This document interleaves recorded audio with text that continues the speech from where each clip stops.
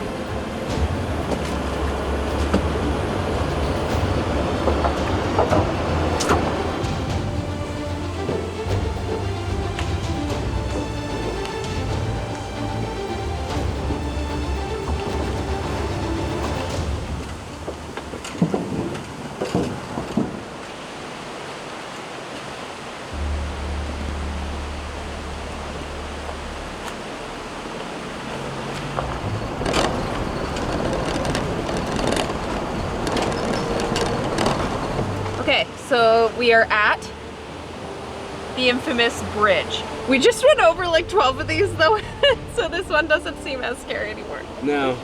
I wouldn't say it's the granddaddy of sketchy bridges, but the height and no guardrail, like, it's up there. Yeah. For sure. Yeah. Yeah. I'm like shaking.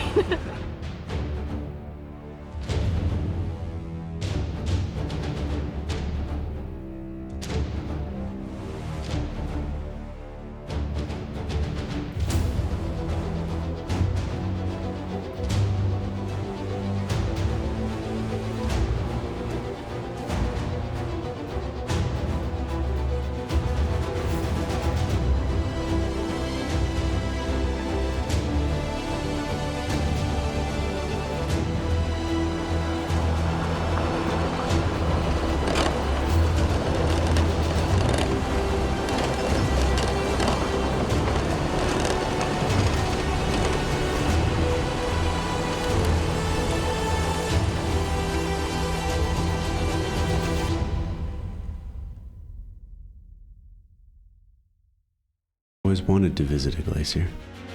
Since the dream of this trip arose, I thought it would be in Patagonia, not right here, near the equator, in Colombia.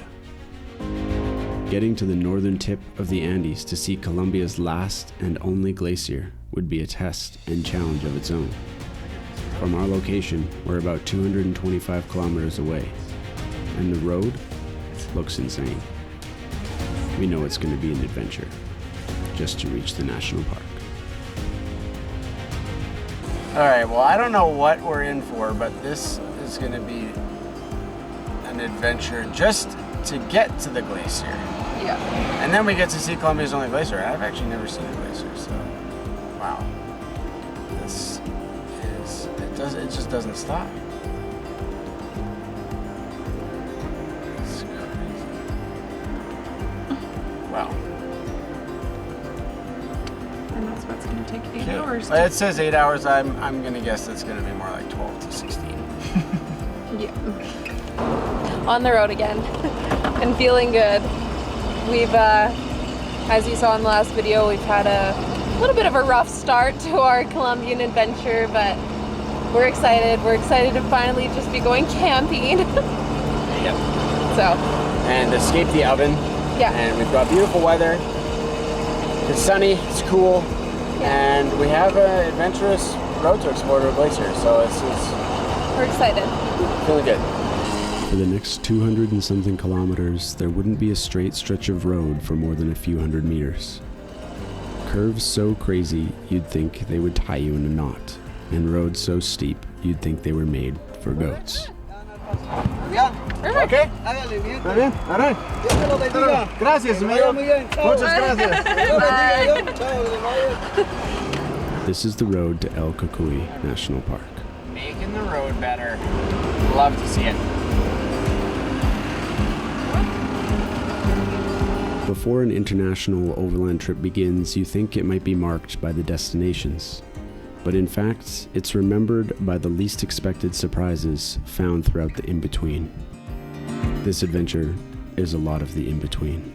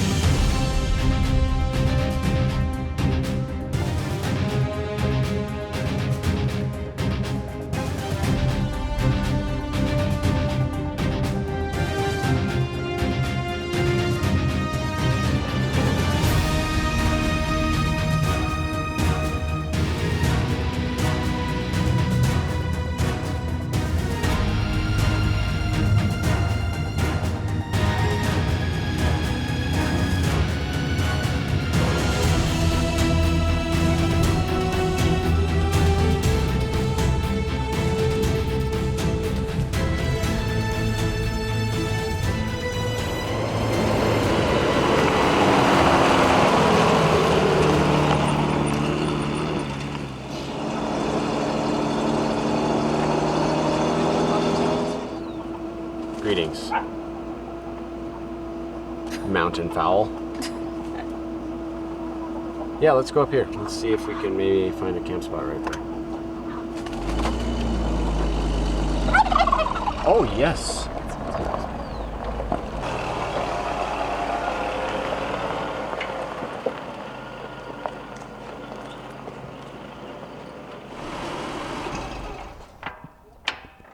Chili camp.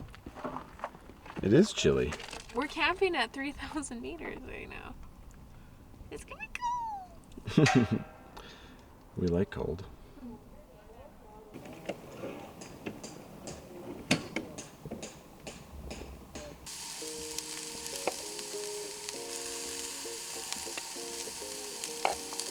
Argentinian chorizo. Exciting. Okay, so we moved inside because it's a little drizzly, but no. I think we may have lost our map, but we have offline maps, so. Yes, there will be a lot of mountain passes. We're going to be going up from 3,000 meters to 4,600 meters. Crazy. I think this is the first time in many, many months when we haven't immediately put our windows down. Bye, sheep.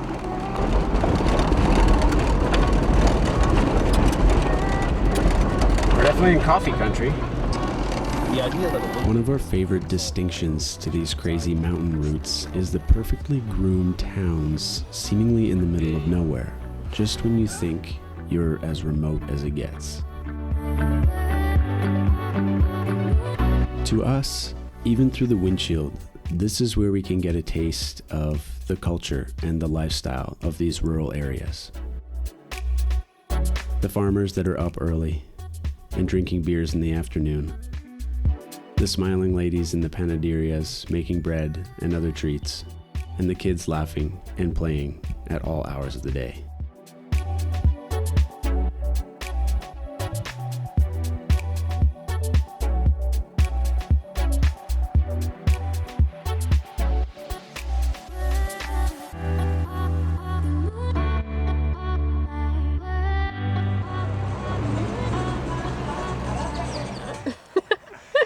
There's like this little section of highway for like, I don't know, like 8-10 kilometers, so we aired up. And it's dirt road again. And also, Matthew has an admirer. Oh, hello. Wow. Quite the heifer. Yeah. Man, she's got triplets in there. Look, she likes you. Hello. Do you have a central tire inflation system in there? We are chasing storm.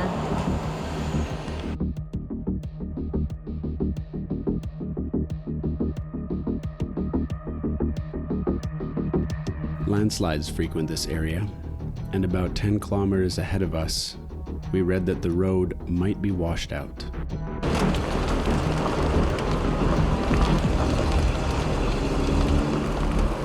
Not wanting to get stuck in the storm or become a casualty of this dirt highway, we needed to pick up the pace.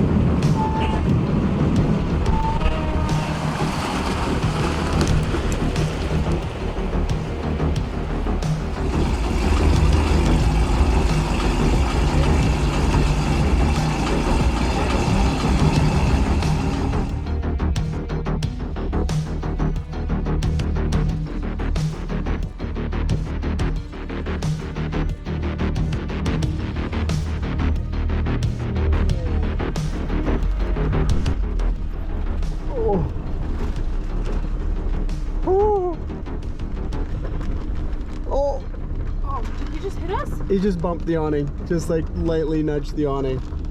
Wow. Wow, that was about as close as it gets, literally.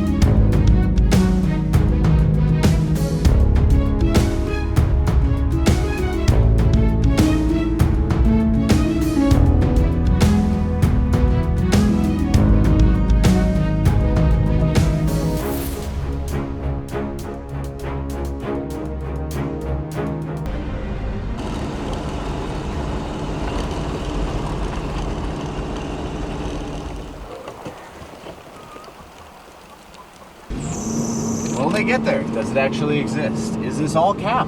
We will find Glacier today. Alright, cool. Well, we're gonna early start. Yeah. It's 6:30 and I think we should definitely leave before the school kids come to our really glamorous camp spot. Yeah. Wake up and bounce. Wake up and bounce.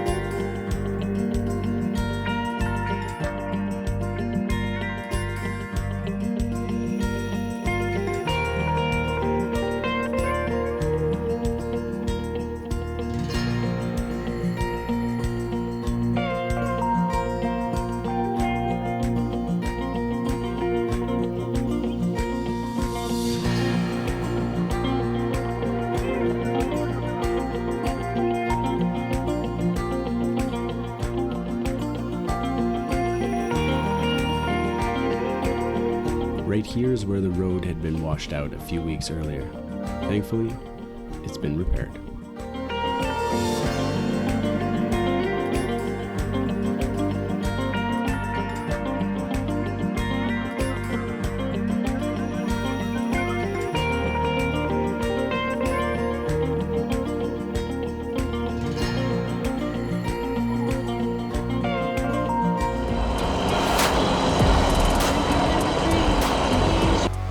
So we are finally in the town of El Cocoy, and we have to go get a permit for the national park, and we're gonna go talk to someone about guiding a hike for us because we need to stretch our legs and you need a guide for all the hikes up here. So we're gonna go do that.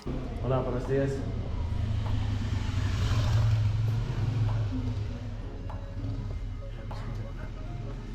Hola. ¿Tú hablas inglés o solo español? Español, ok, todo bien. Yo necesito dos paseos de parque. Sí, para mañana. ¿Ya tienen guía? No. So we have to pick one of these guys.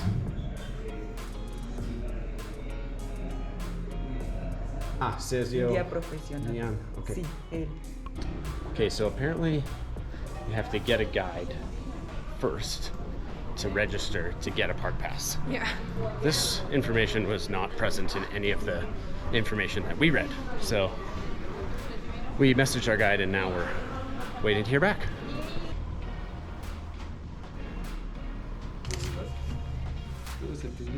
Pues para mí, ¿no?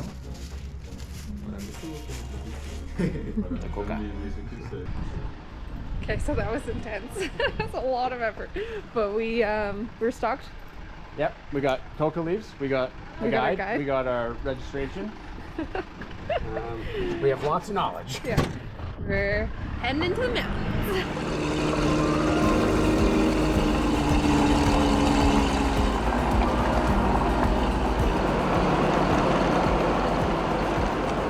Look how fluffy the middle one is. Oh. Wow. Bye. They're like Highland cows. Sheepies. Okay. Sorry. Why are you chasing it? What's chasing Oh, that's Okay. Yeah. Seriously, don't mind us. You do your business. Man, male turkeys are hilarious. How they just walk around with their feathers displayed like that. Go, guys, go! Oh, show us the way!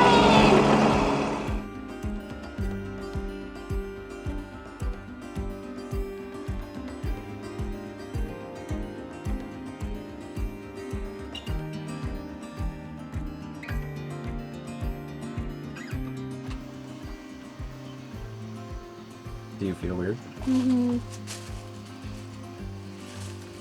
Guess we're gonna try chewing on one of these. My head just feels so odd. First coca leaf ever.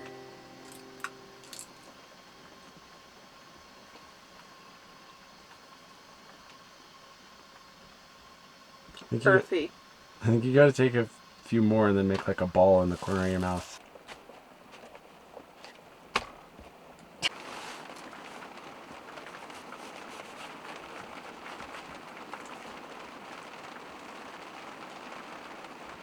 How about that? We're having altitude problems. That's insane! Oh my god, this... The pen exploded. Careful. I don't even know if I should... Oh. Oh. Oh, that poor guy. Balloon chippies. We should... Oh no. Nice. Chips and guac. Okay, so we don't really have the zoom lens to do this justice, but that's Colombia's only glacier with the full moon rising next to it.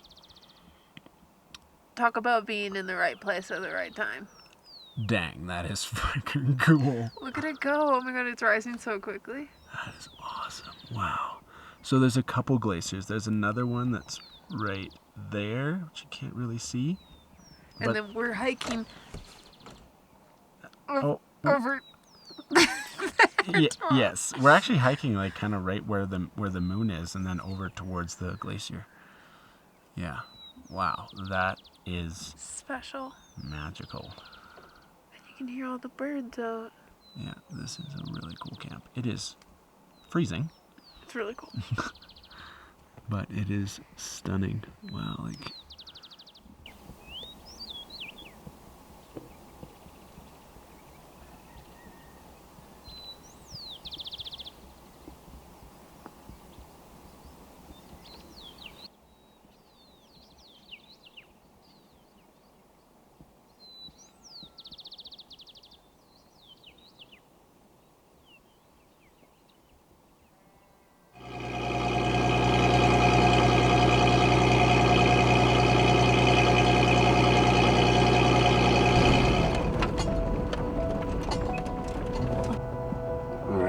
It is just past 6 a.m. and we're at the trailhead waiting for Sergio.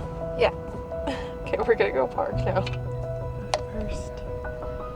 Colombia is working hard to increase its tourism industry. There used to be a 6-day trek through the east side of this park, but due to complications we learned about between the indigenous and the government wanting to restore the land, it's no longer open. Additionally, these are the fastest melting glaciers on Earth. So if you want to see them, now's the time.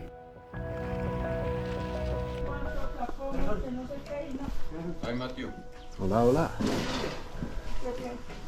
Here is the guys of the Mustang. Hola. Mi nombre es Mateo. Gracias, mucho gusto. Gracias. They manage here this place for breakfast, lunch during the muy bonito. at the end of the hike. Cool. They are trying hard with the tourism Okay. because the activities before, like agriculture and animal husbandry, is not anymore in this area. Right. Coffee. They're in the way. Sí, I mean, Sí. sí.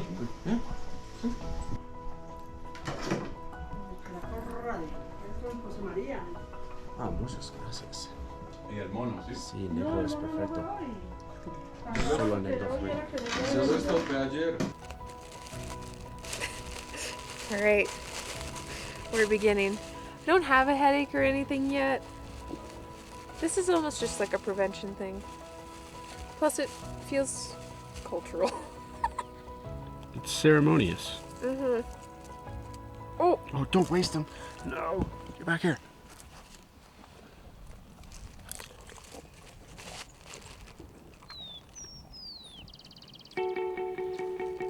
Today we're hiking El Pulpito del Diablo. We read it's a 10.5 kilometer hike and should take about 5 How's hours. your coca leaves? it's good. Are they working? Oh yeah. Nice. That's what we read.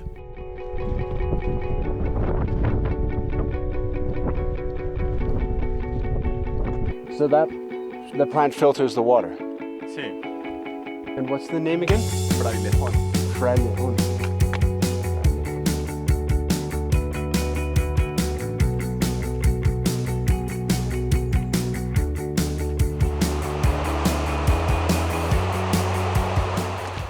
So we like Frailejón. It's called Senecio, is the name. It's really pretty. See?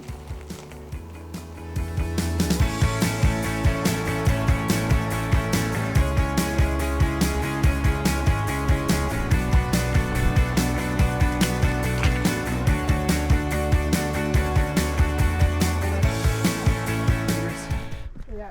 There's definitely a lack of oxygen. There's a lot less oxygen here. It's gnarly. It's not even. It's just like you can never catch your breath.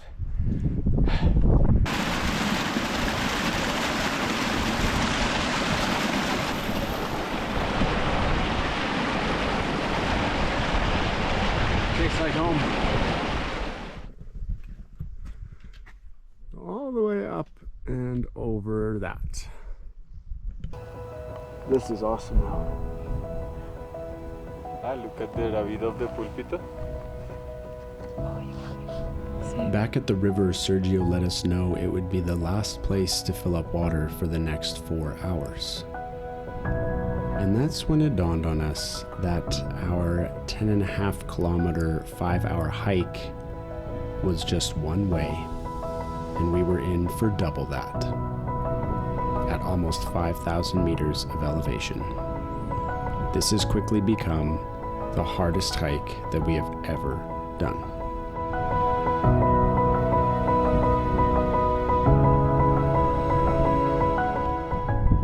This is crazy. This is definitely one of the hardest things we've ever done.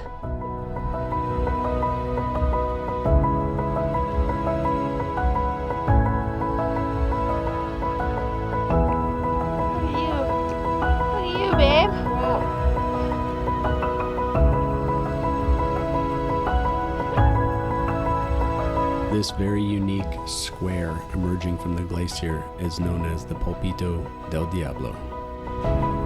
Join inside, then get the back, then the shoulder, and then to reach the summit. The summit is 5,150.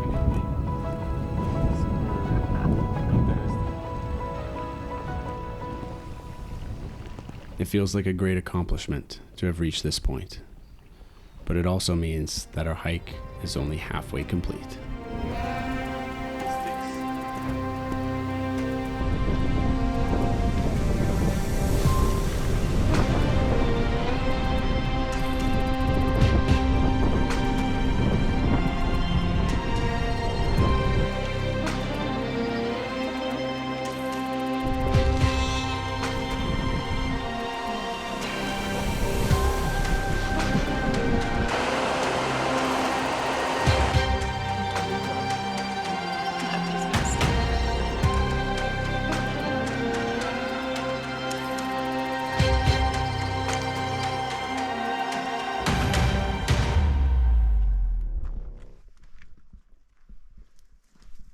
The feeling of getting to your truck after the most intense hike has got to be one of the best things.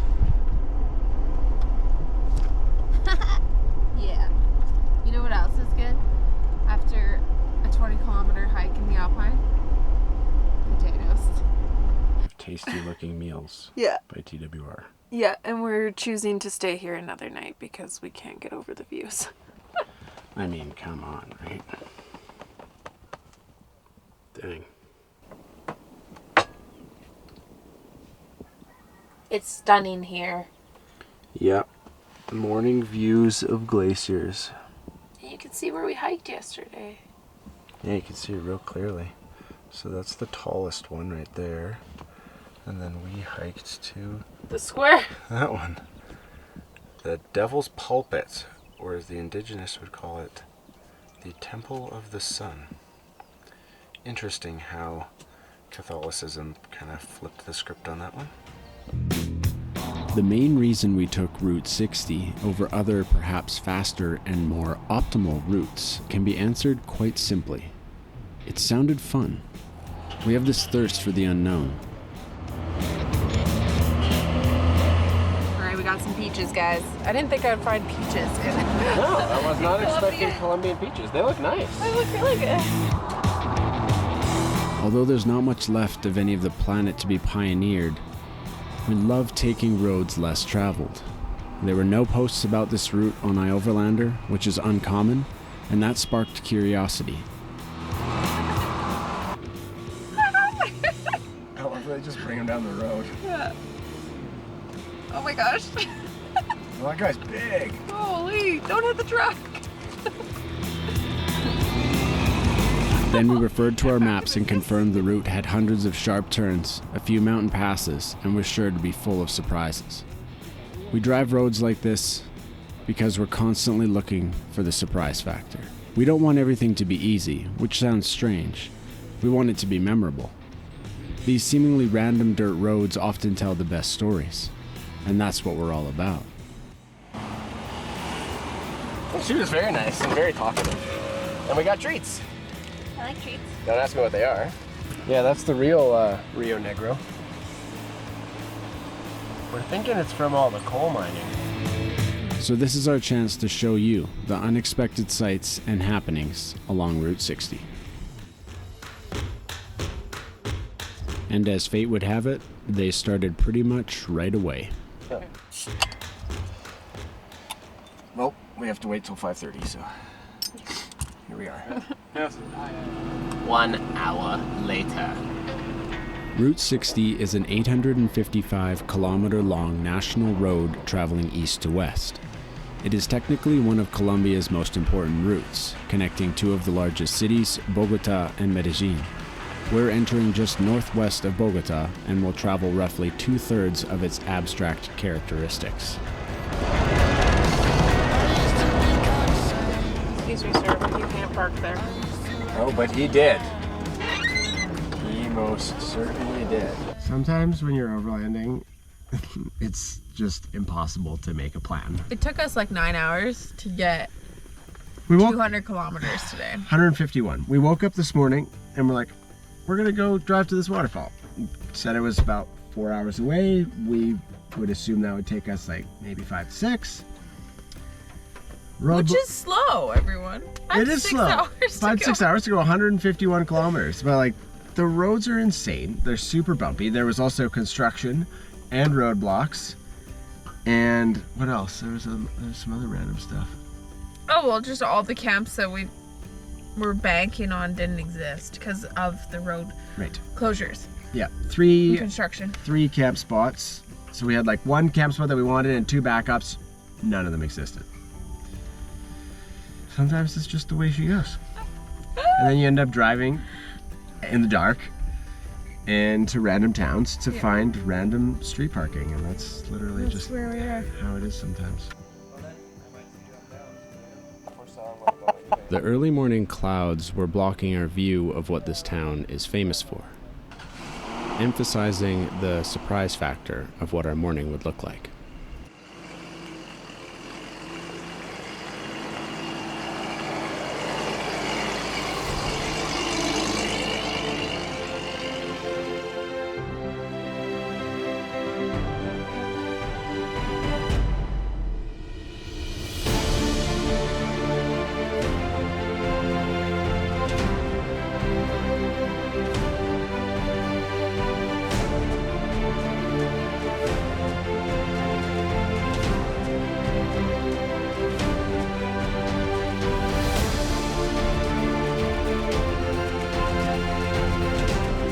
Just outside of a place called Florian was our first point of interest.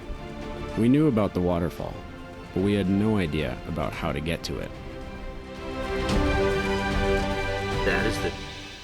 That is the craziest looking centipede I've ever seen. Dude. Yo, look at your red legs. Wow.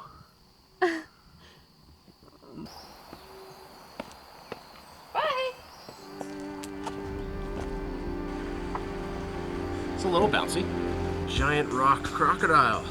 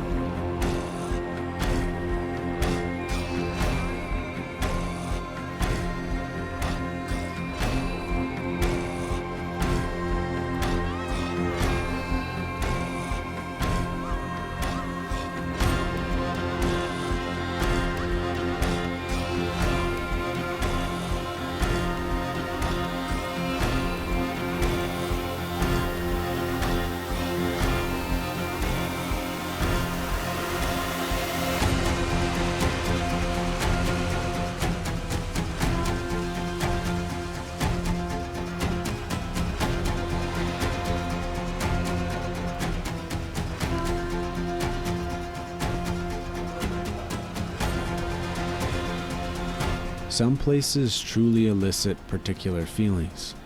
For us, this one dropped the projector screen of history to make us feel a part of something ancient, wondering what types of rituals, ceremonies, or offerings took place here.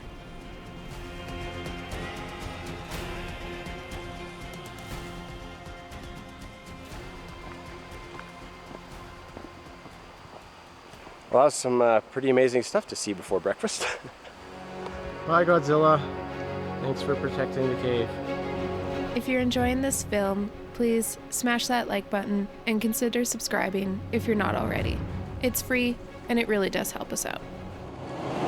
As this route crosses two major mountain ranges in the Andes, it's frequented by landslides, and parts of it were even closed for over a year back in 2019. There is major deterioration, construction, and unmarked obstacles. Paved highway turns to dirt, which turns to single-tracked, rutted lanes, all while locals transport goods and fulfill their economical activities. The elevation gain and loss through this route is not to be taken lightly, from nearly 3,000 meters in the east down to almost sea level and back up again. Behavior change, make it satisfying, increases for a simple reason. Many people resist the transportation. Valuable for a racer. You blew up another 250 GTO, no big deal. That's what they're there for in the race car.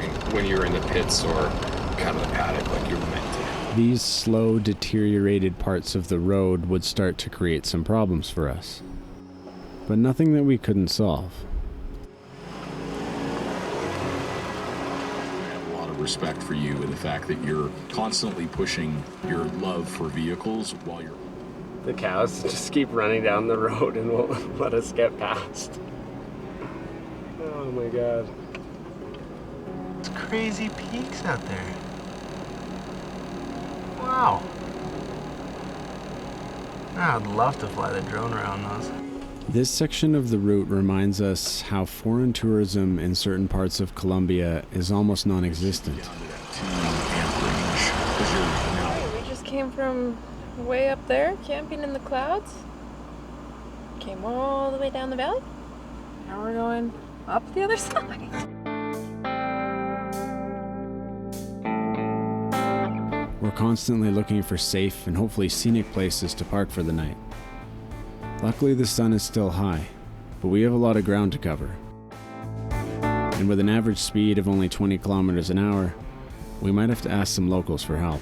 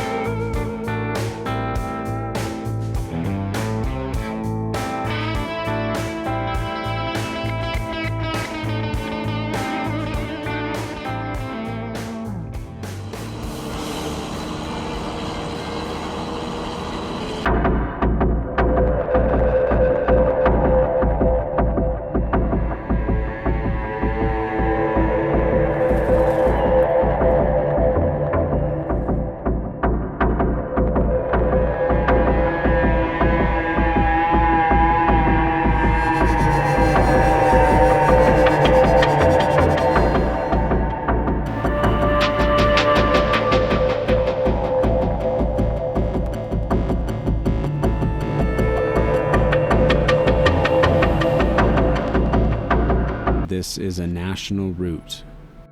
It's a reminder of the resilience and the fortitude of people in this part of the world.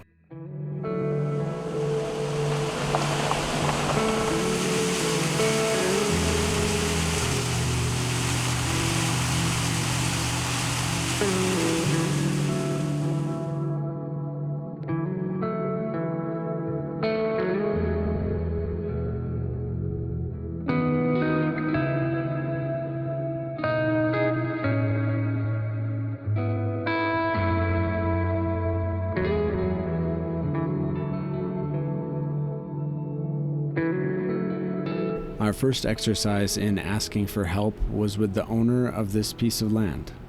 I'm not sure what he's doing with this gravel parking lot, but it would certainly make a good campsite.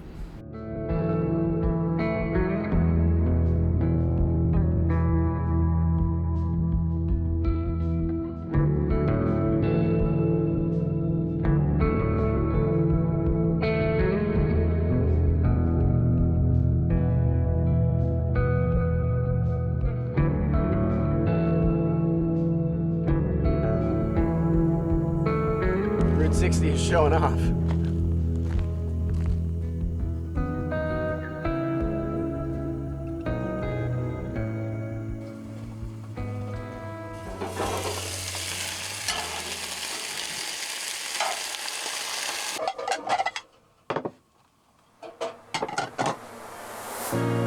It's not lost on us that we're traveling through remote areas of a country that has not always been safe for locals, let alone foreigners.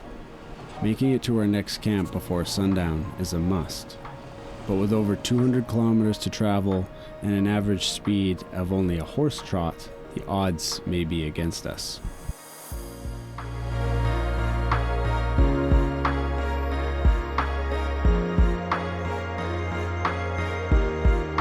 The looks on the locals' faces when they see this foreign vehicle driving past their home will never get old. It's first shock and confusion, and then as soon as we wave, their faces light up. No hay mucho viajeros aquí.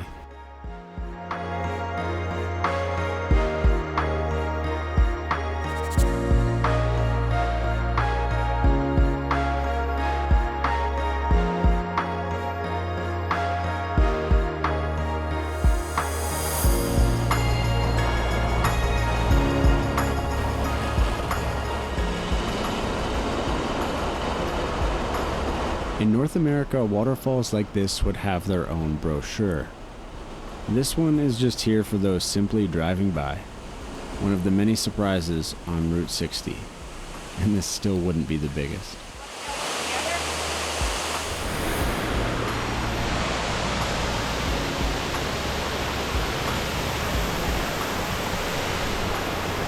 Right on the side of the road. That's crazy. Gotta swim in it.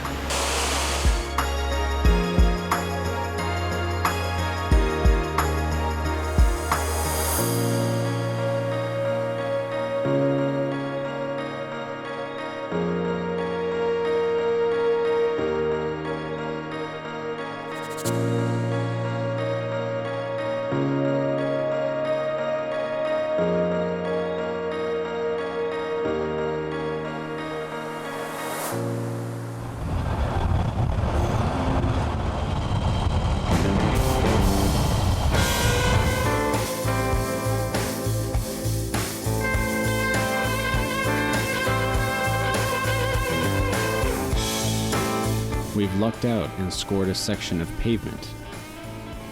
The light is getting low and it doesn't look like we are going to make it to our destination. So we are actively looking for places to camp.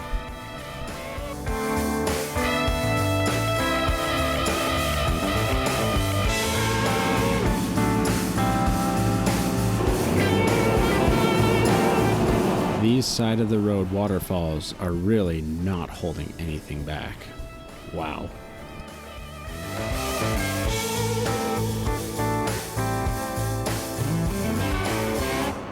It's crazy that a road with such natural beauty and tourism potential has us camping on the side of the highway. I think something heard the voices in our heads begging for an awesome camp. It would be one more long drive before that call was answered. It's really pretty here. Stacy was lulled to sleep by horns and engine brakes as I counted the moments until coffee.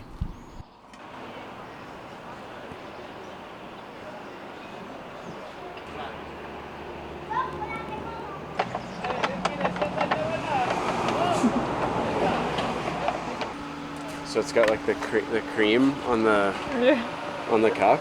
It's like a. Well, that's so good. I thought it was gonna be really creamy by the amount of cream she put on, but it's so refreshing. Tends to be pretty, how would I put this, pretty active in countries that branding, so I don't think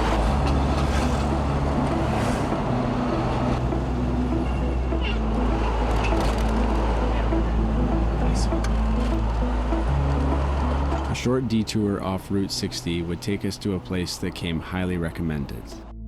Famous for its massive monolith, it's also quite a tourist hub.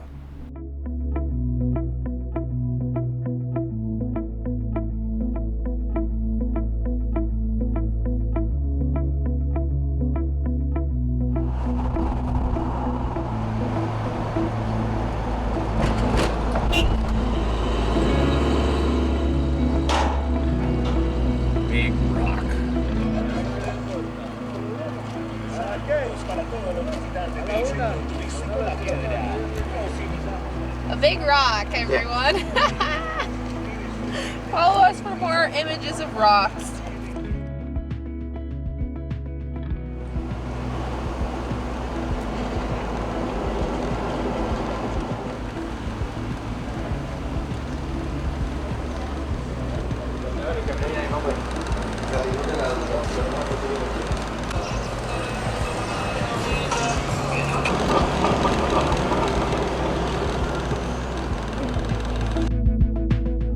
The colorful town of Guatape will make you feel like you're walking through the inside of a Spanish dollhouse.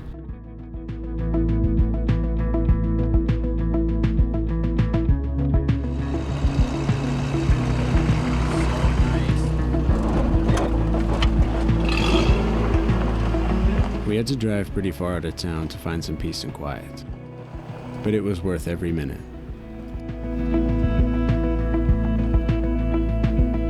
Yeah, I think this will do. Be okay.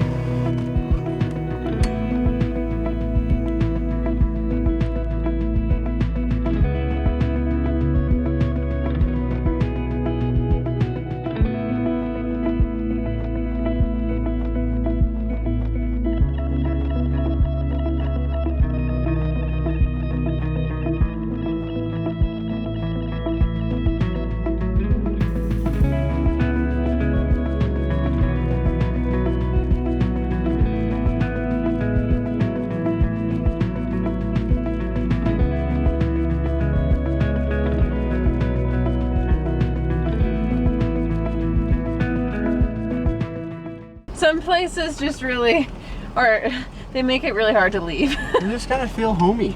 Yeah.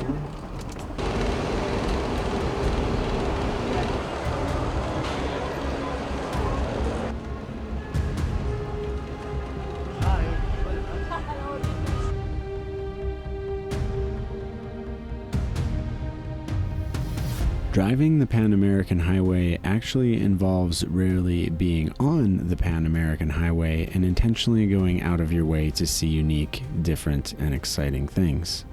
Sometimes in the middle of beautiful cities, as the tallest cathedral in Colombia.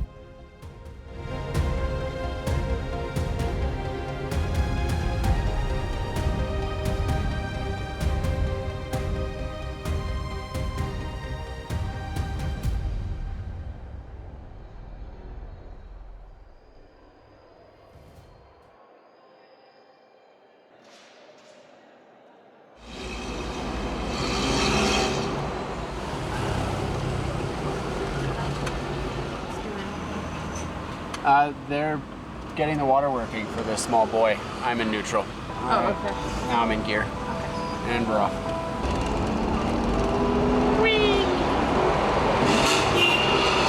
It's customary to rev your engine and honk your horn in a tunnel.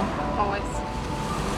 Quickly overstimulated by the bustling streets of Manizales during a holiday, we're heading back across the Colombian Central Andean Mountains. Man, so we were going away to get to the waterfall, and then we ran on the website. It's like, can't go that way. Do not let Google Maps direct you. It will not work. It hasn't not been. Oh my God, I can't even talk, let alone drive. It's not easy, man. It's not We have a easy. destination pinned on our maps, yet campsites or public land are all but non-existent here. That's going to make things interesting as the sun sets. For now, we've got beautiful scenery around us.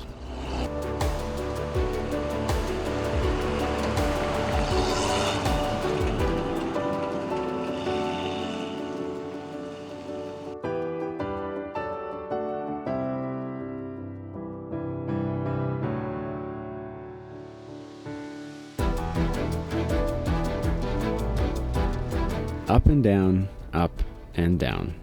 We enjoy a certain altitude, but never get too comfortable, as we know it will change.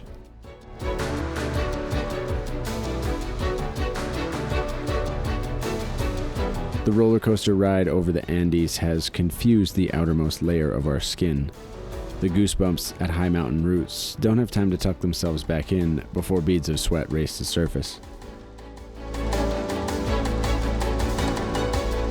One moment you're admiring peaks through the closed windows, the next you're trying to figure out if the noise outside is a jungle bug or the truck.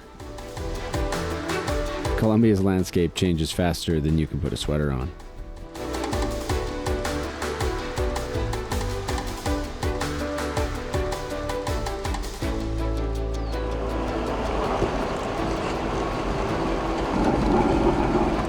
Look at all the flowers.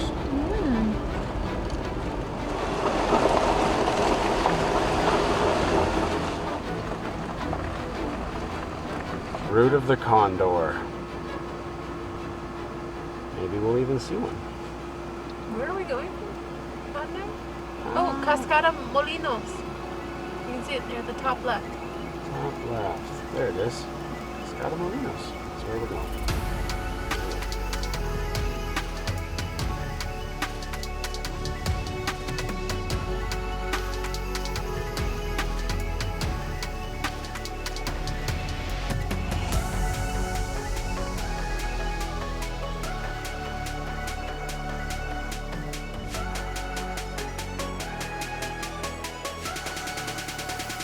Stumbling upon amazing places by accident is very rewarding.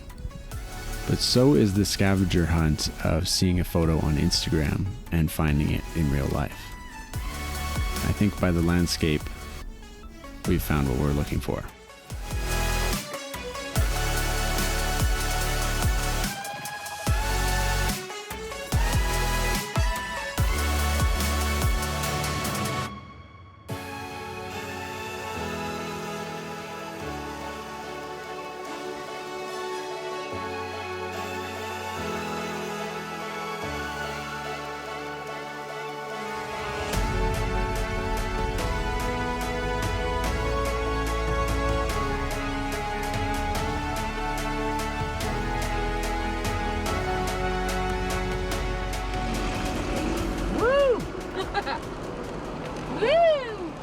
Alright, so this is a classic case of the campsite that we wanted didn't work out, so now we are asking a hostel if we Can we camp on your lawn? Hopefully they say yes. Hopefully they say. Hopefully they like us. And here comes the shepherd with the sheepies and the goats. Hello! Hola. Hola. Hola, buenos aires. ¿Cómo están? Muy bien, ¿y tú? Bien, bien. Excelente. Cuénteme, ¿en qué puedo ayudarlos? Guiarros, lo siento, no entiendes. Estoy aprendiendo español. Don't worry. Sí. Sí, do you know, is there any other place that we can camp I around think here? there... We no. We don't need the it. problem is have all the things to eat. Oh yeah, See? Okay. we have we're- everything. And come. Thank you very much. This? I have a dog. Who is this? Yeah. Definitely staying the night now. We're taking his dog. We have a hostage. Hello. Hello. Flooper.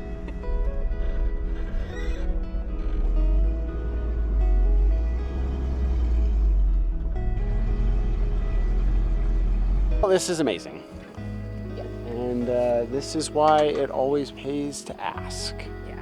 And it also shows how friendly people are around the world. Bother he is. Oh, okay, bye.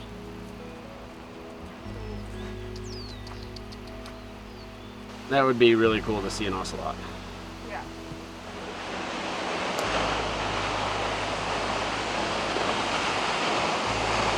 Okay. Dang. Really cool.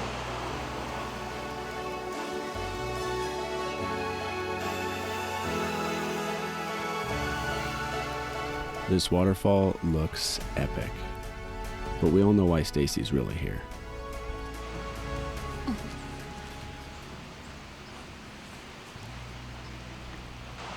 Deer. Deer. It's painted on. That's so pretty. It's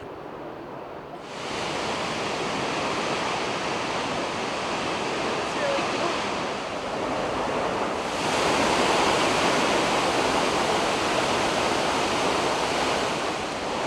That is a super rad waterfall. That's an impressive waterfall. We both got soaked going up to the front of it. It's awesome. We didn't bring the camera close because this is the moneymaker, but it's so sweet. Super rad. Worth the effort, 100%. If you're enjoying this film, please smash that like button and consider subscribing if you're not already. It's free and it really does help us out.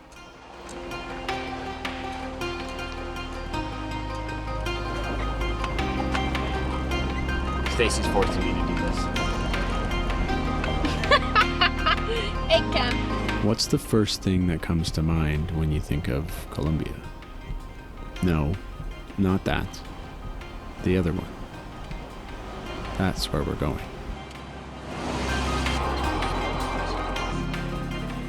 The bougainvillea is used here to relieve the fever and to relieve the cough. We're in the region called Eje Cafetero, also known as the coffee axis. This region produces the majority of Colombian coffee. The farm we're at uses the traditional method of growing, which combines many different medicinal plants, fruit trees, and vegetables along with the coffee. This creates a natural ecosystem of defense for the coffee, as opposed to commercial monoculture plantations which have to use pesticides and fertilizers. These old machines are used to strip the shell of the beans, and the second one separates the high-quality coffee for export from the beans they sell to the supermarket. The coffee that maybe has been eaten by broca float, and the most high quality gets more deeper into because all the properties that has the coffee, the almond rich when it's when has been in. Salud. Salud.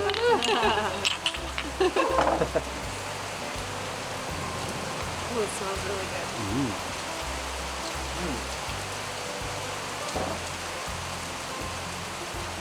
Oh, yum. That's really nice. That was straight salt.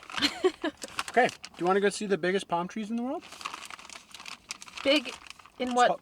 Are they the big? Tallest. Ah, okay. I would like to go there. Finding designated camp spots here is about as elusive as seeing the Colombian bear.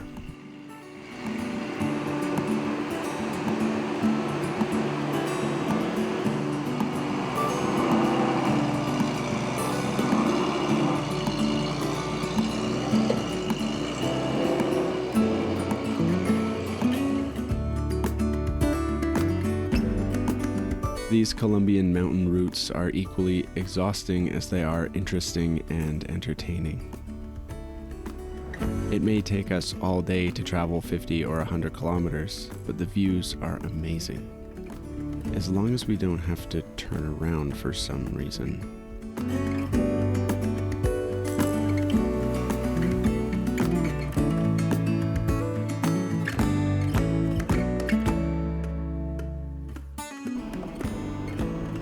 There's a deer on the sign, so we must be getting close to the palm trees, right? Yes, deer and palms. The deer palm. Look at the puppy. I've never seen a German Shepherd as a farm dog. But look at the puppy. Yes, he's a nice Oh puppy. my gosh. That is a sweet tree now. I love that color.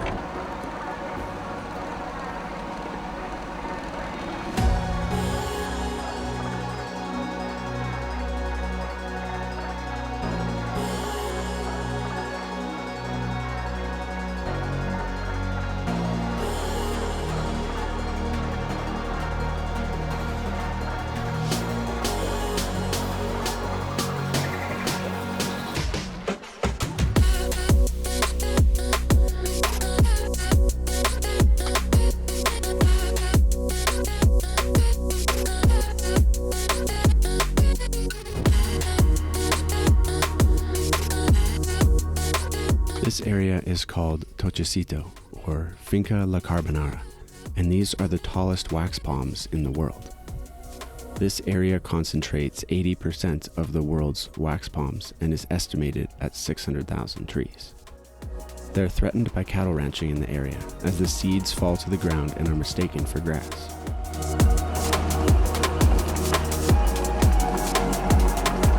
It's striking to see palm trees of this size up here at 3,000 meters in elevation.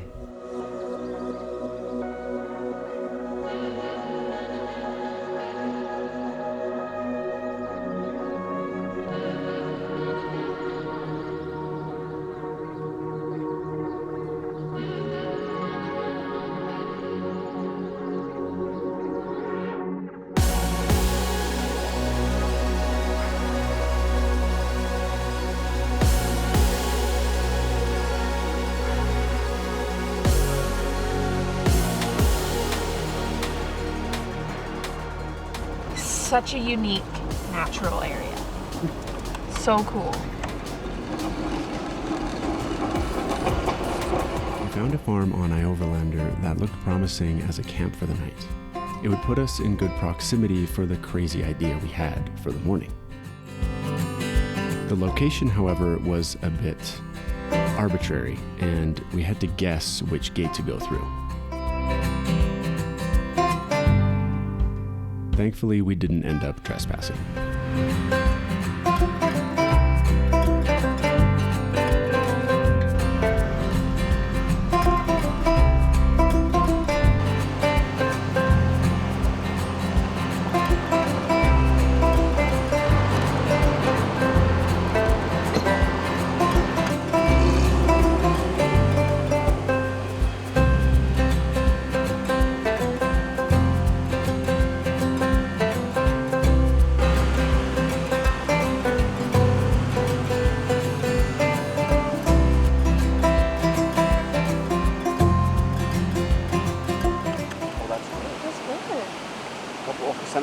Dang, after like 1 million cervezas for months, it's so nice to have a dark beer.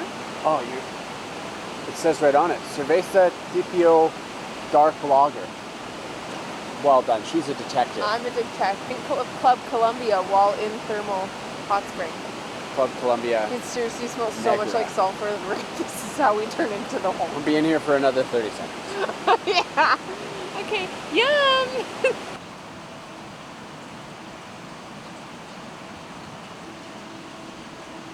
Good morning.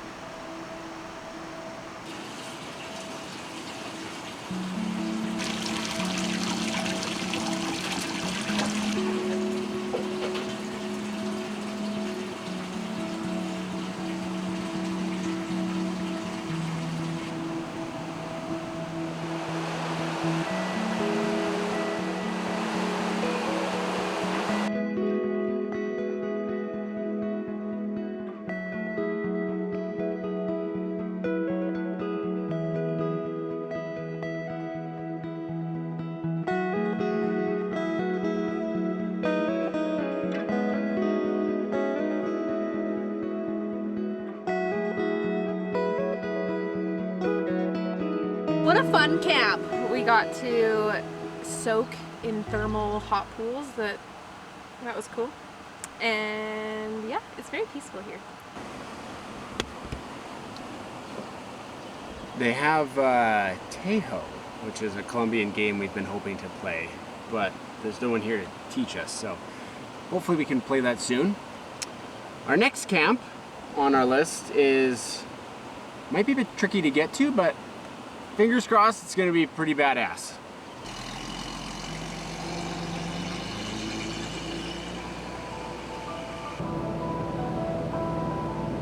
I had never camped on a paddock before this trip, and now it seems to happen more frequently than not.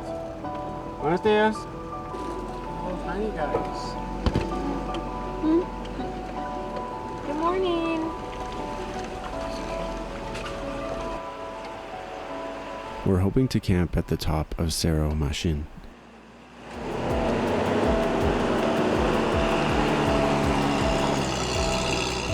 The last time we drove into the crater of a volcano, we got stuck for hours in its clay.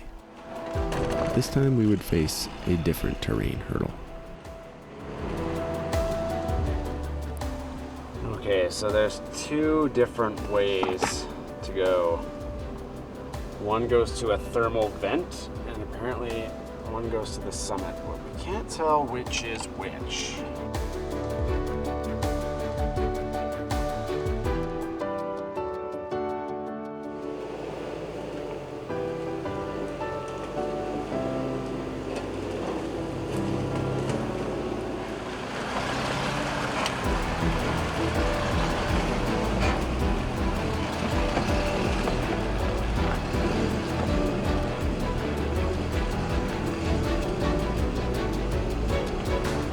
think we found the right road to the summits, but clearly it does not get much vehicle traffic.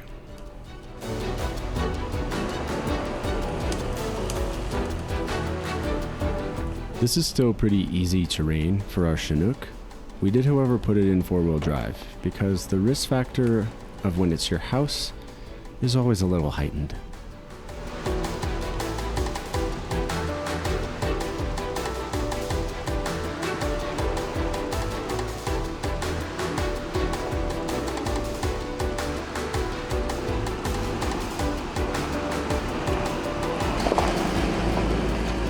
The next obstacle was about to give us flashbacks to El Salvador.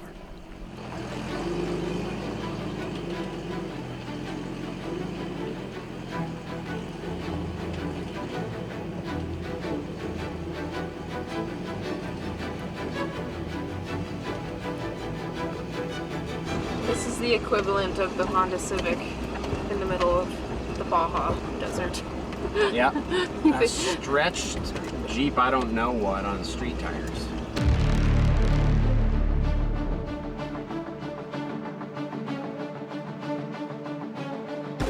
Mud pits for breakfast.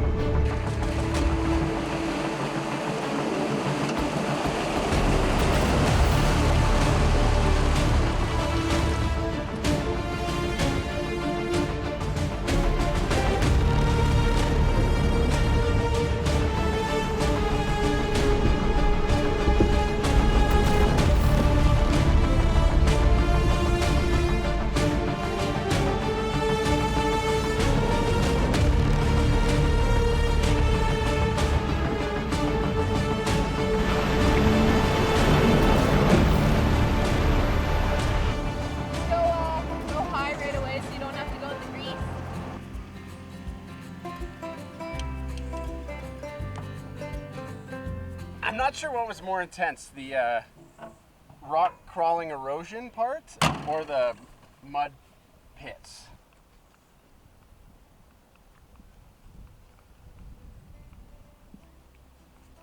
See, always camping in pastures, man. Always camping in pastures.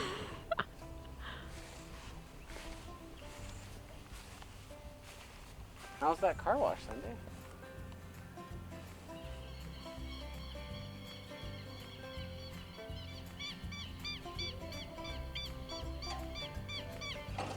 All right, let's see how much of our house got thrown around. Oh wow, not too bad. The oven mitts fell down and our drawer opened up a bit, so. Wow, all the drawers are still somewhat shut. That is amazing.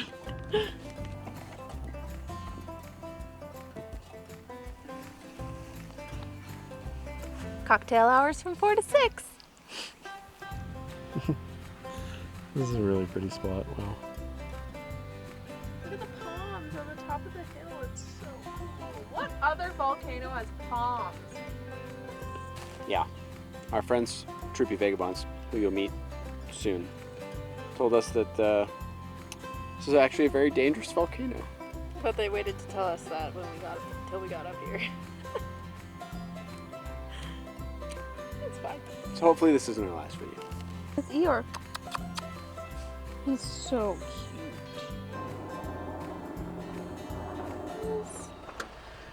cute. Now we gotta wait for this to move. Yeah, we're in Potato Land.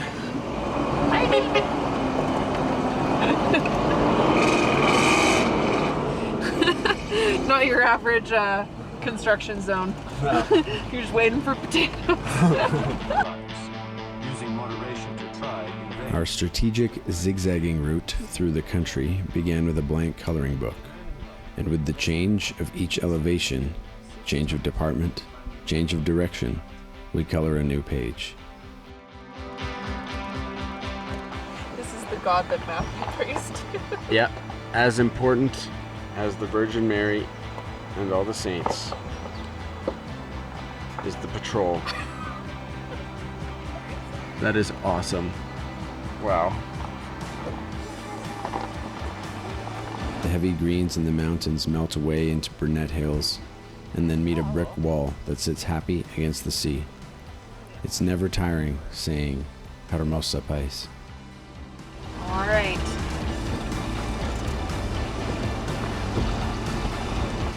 All right.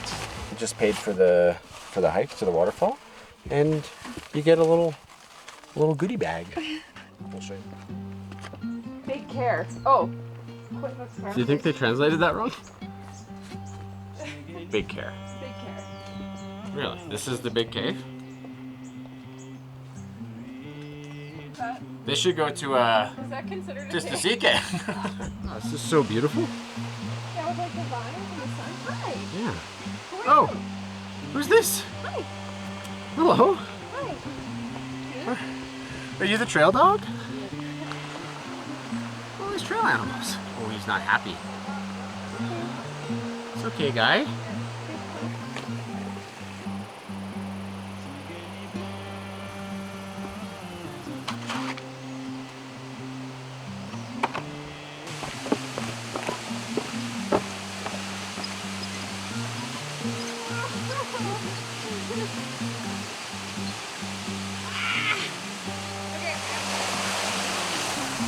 Jeez, man. Another bridge. That's the solid bridge. Yeah. Just the longer one. Oh my god. Not much foot room.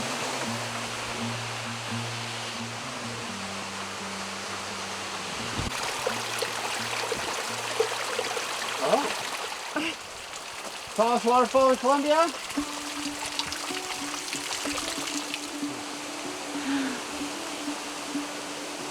Like almost evaporates.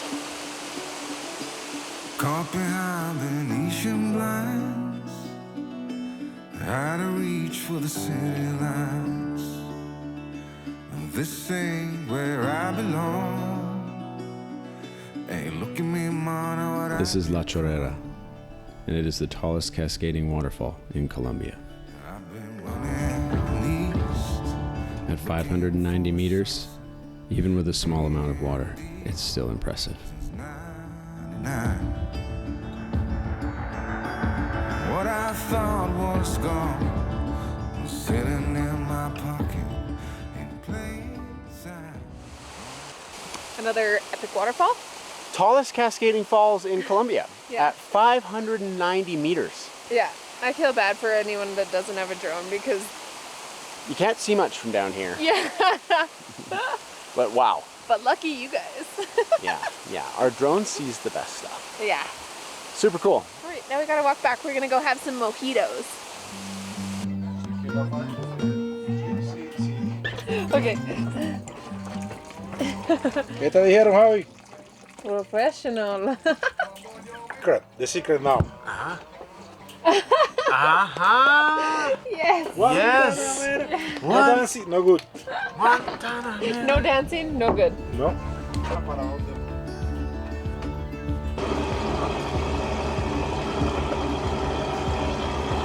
Don't look before you leave. What you give, you get to keep. Although the roads are slow, they allow for appreciation. Did we ever imagine being grateful for the road workers fixing the pavement? No. Did we ever imagine finding amazing hospitality in a schoolyard? No.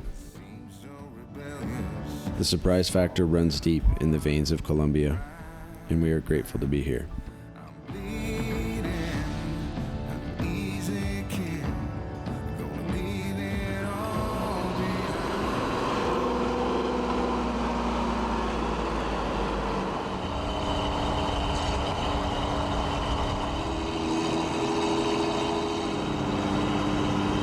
Kind of reminds me of England. It's weird.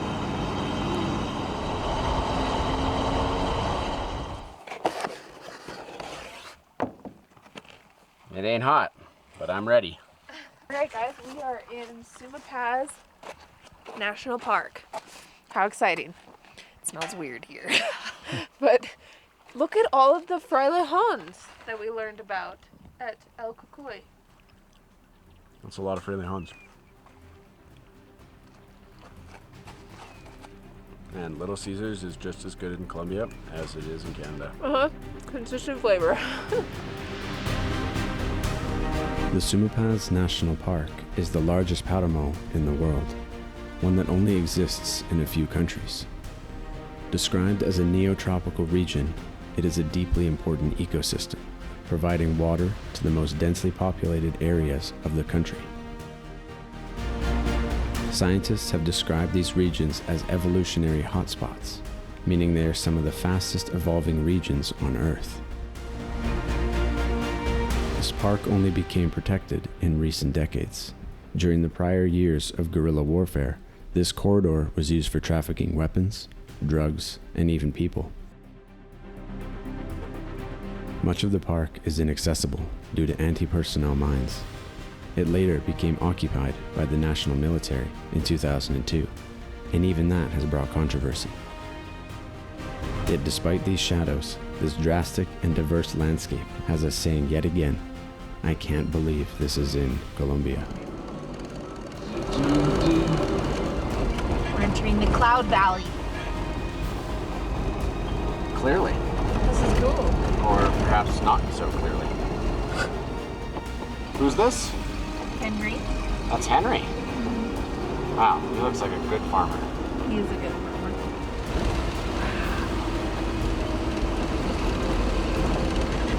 Yeah, this is awesome.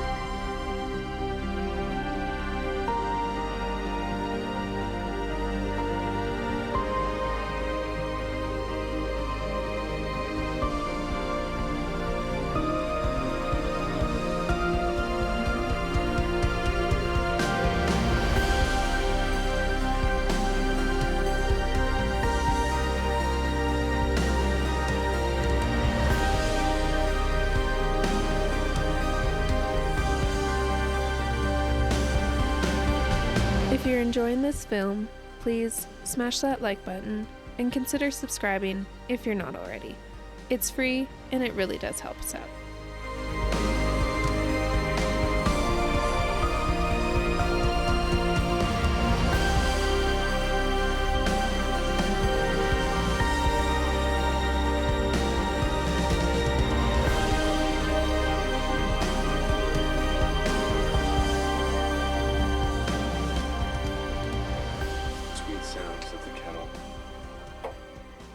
This is the coffee from the coffee tour that we did in the last video, and it is exceptional. I wish the bags were bigger. We bought a couple of them, but they're tiny. Oh, this coffee is amazing. Amazing. On another note, I'm wearing a toque. Because it's chilly. It is 7 degrees Celsius. It's chilly. Slept so well, though. Wow. It's gorgeous here. And I have a little bit of a headache, so we might need to make some cocoa tea. We're at 3,900 meters. I think this is our highest camp almost. Mm-hmm. This is higher than Cocoy. Higher than our camp at Cocoy, yeah. Fun. Here, let's make some joy juice.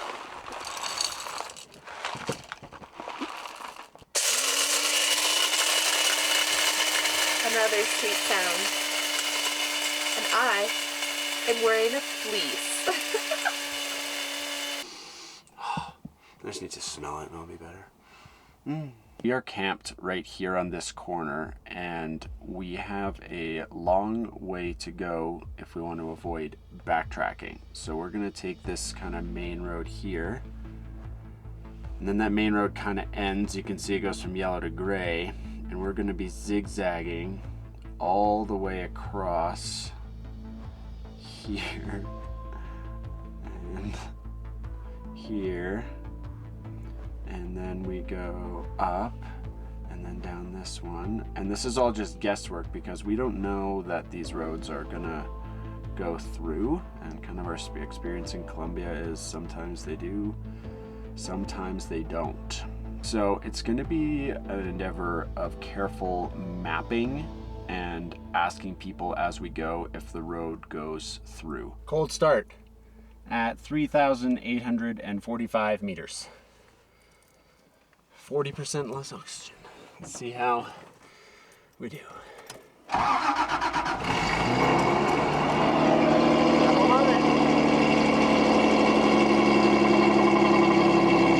Good job, Sunday. Love it.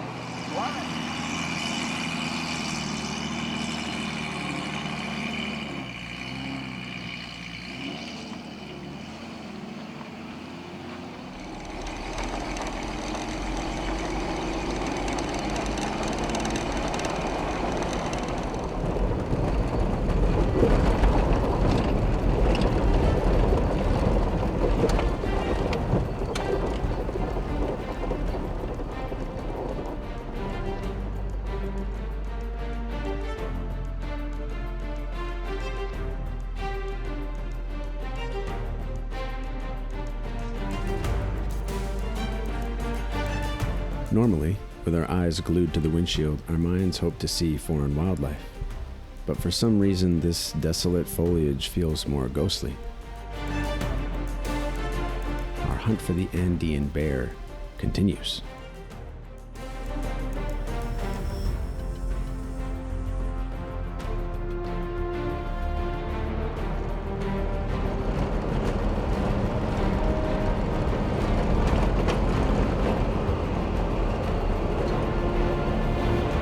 Out of town, we noticed the back tire was punctured. I think we're bringing the rainy season with us now.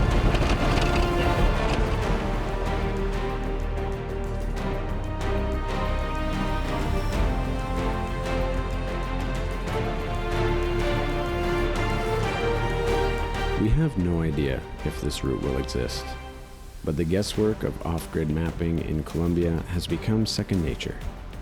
It's going to be one of those we'll have to drive it to find out situations.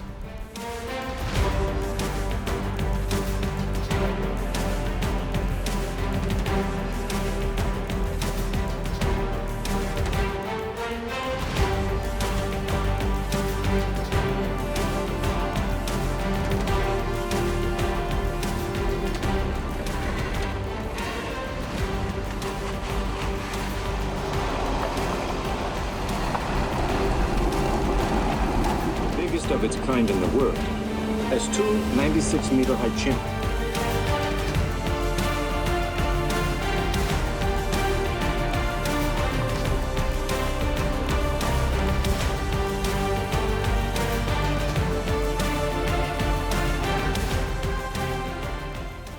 Started up there and we've kind of skirted the edge of Sumapaz and we just descended. This was all downhill. From 4,000 meters to now 2,000 meters, and we are at Piñas Blancas. Now we ride this ridge of about 2,000 meters, so somewhere around here, and then elevation starts dropping. So we're probably going to want to camp either before that, unless we do decide to do the entire push, because this is like a valley. There's like another little ridge here, and this is another valley, and then there's the other mountain range here. So these valleys are going to be hot, and we don't want hot.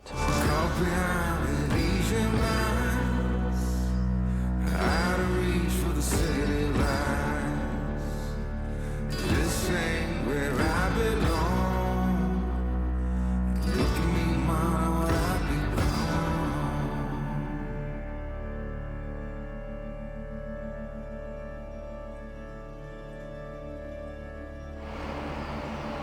Not even a pullout or a sign. Wow. I don't think he likes the drone. Oh no.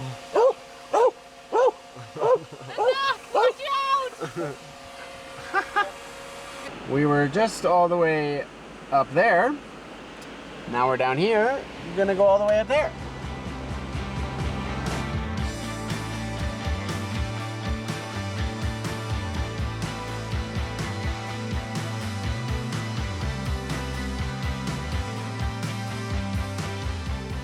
I don't know if you could see it from where the GoPro was, but we just drove to this tiny little town, and there was like 10 guys sitting out front, and there was tables full of Aguila, like I'm talking like 50 to 100 beers, just like that have already been polished, and they're like, hey, they're like, come. Those moments where like we could have totally said yes, but like I fear for my liver in moments like that. Those are the moments where I just wish my Spanish was just a little bit better, because I know, like, I can understand like some Spanish, but like slurred drunken Spanish, forget it, man. Yeah. But wow, that was hilarious. Awesome. They wanted us to stop so bad. Man, the rural towns they have the best personalities. Inside look at the Overlanders up in the Sumapaz region. Cool.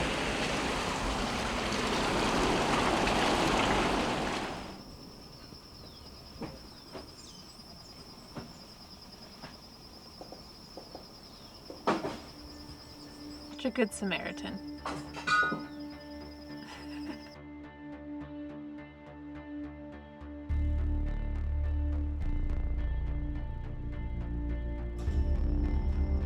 That's a funny looking one. That's for dinner. That's good. It's probably so good.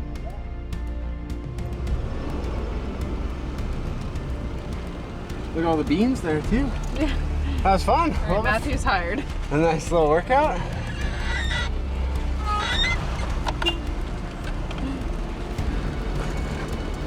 Yeah, give his butt a little smack. I was gonna touch your back. While having lots of fun and getting a workout, our progress is still very slow. But we've identified a possible shortcut. This whole route feels like a game of roulette anyways, so I don't think we had that much to lose. However, it would turn out route finding would be the least of our worries tonight.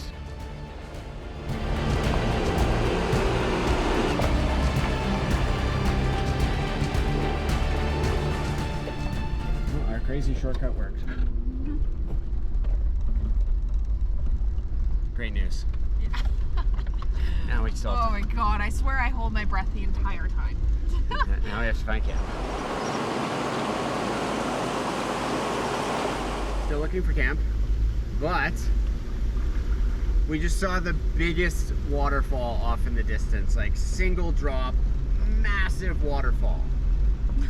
But now we have to go find it. So now we're gonna go find it. Maybe we can camp there. Now, our quest to find a safe place to camp has another element.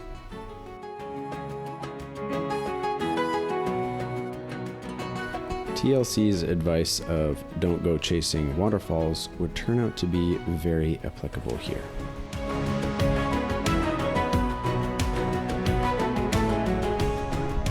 Well, this is getting tough. There's nowhere to even park on like the side of the road. These roads are so narrow, it's not like you could even just park on the side of the road for the night. This is all farmland. Anyways, it's getting dark, so I think we're gonna ask this farm that we're kind of roaming through right now. Also another thing that probably wouldn't be allowed in North America, just roaming through people's farms. This is a tough part. I don't know what to call it. It's a hard thing. We spent all day driving for 7 hours. These beautiful, beautiful roads. You saw them. And there's literally just nowhere to camp. We haven't even seen a person on any of these. There's someone on a moto behind us. Oh, let's ask them. Let's ask them.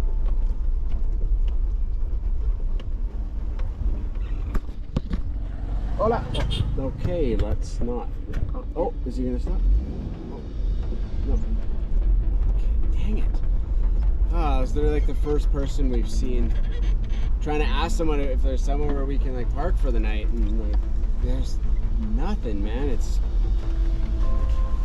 tough. It's tough. It's dark. You know, you don't really want to be driving at night in a foreign country, and here we are.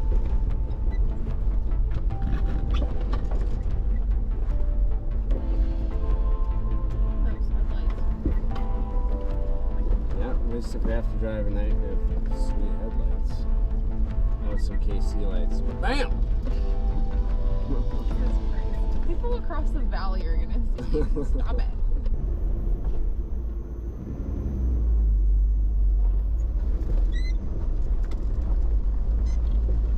Okay, we have found a sports field, a basketball court maybe? We've slept in a school before. Hey, there's some kids playing. Colombia. Camping in pastures and camping at schools. Cheers. We're eating a pepper tonight from the little farm. Matthew worked hard for these. It smells amazing. Like I've never had such a fragrant pepper. Hey, it's our dinner. It's probably so good. Oh my god.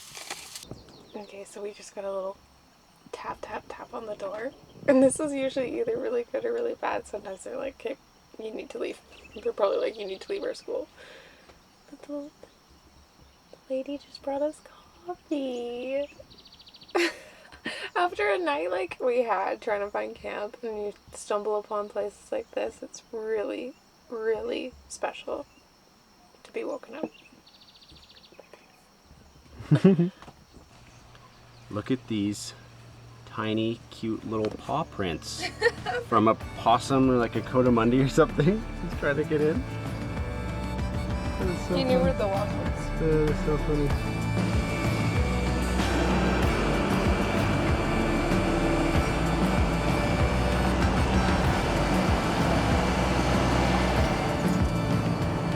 It's amazing how the flavors of humanity appear when you kind of need them most. Like we were so discouraged last night and then just woken with so much hospitality and kindness. She actually came back and invited us to stay for dinner. I was like, oh, I wish we had, you know, we're like a day ahead of schedule or something, but we had to say no, which was really hard.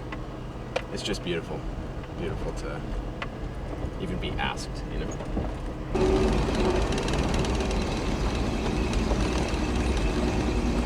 So there's literally no road to see this waterfall, as hard as we tried last night and this morning.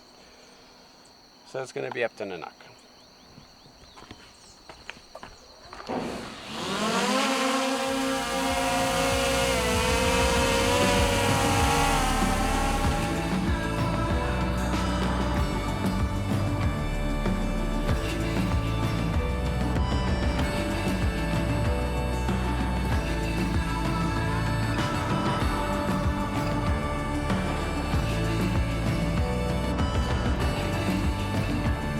I don't know what you guys think, but we're pretty positive this waterfall deserves not only a name, but a hiking trail.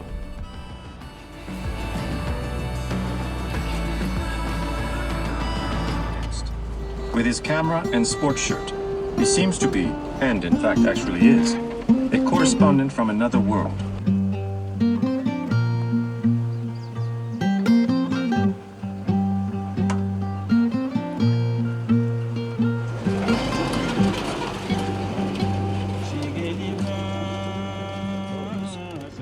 It seems like our roads are deteriorating faster than we can make significant progress on this route.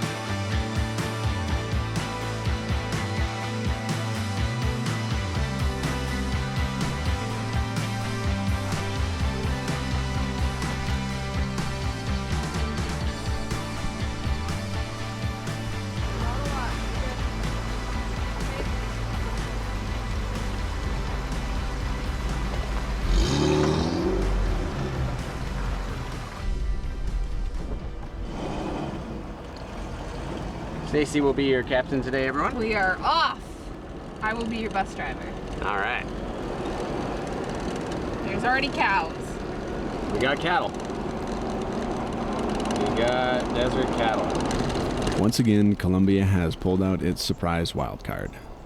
This desert reminds us of parts of Southern California, maybe Arizona, or even Baja. Yet it has differences, namely the fact we had to drive 30,000 kilometers to South America to get here.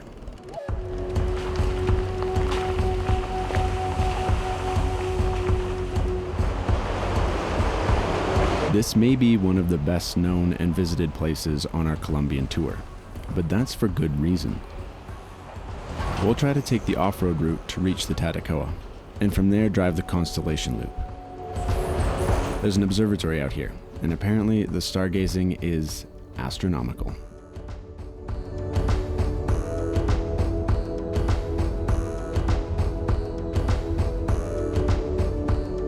This is the Magdalena River. It's the largest river system in the northern Andes, and we've lost track of how many times we've crossed it.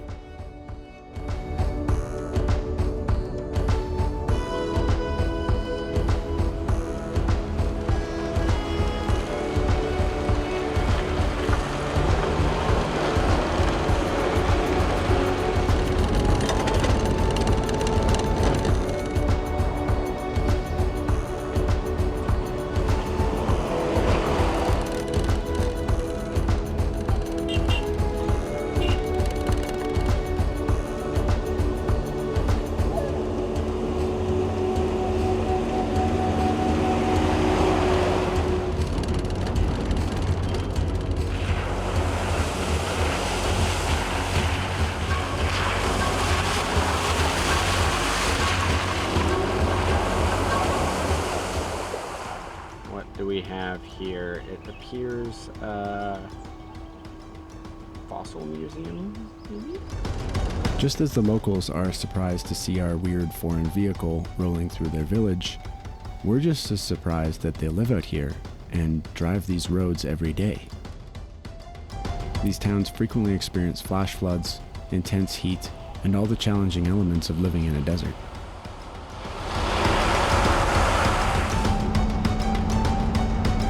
You can easily imagine what this river crossing would look like during an intense storm.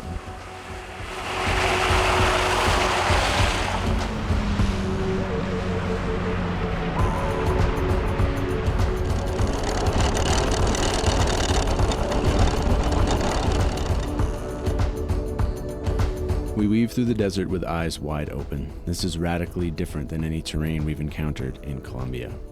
It's beautiful.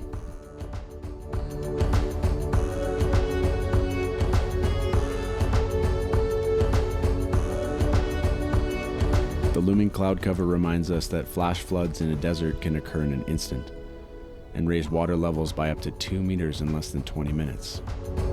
That amount of water could easily wash our truck away to become another desert artifact.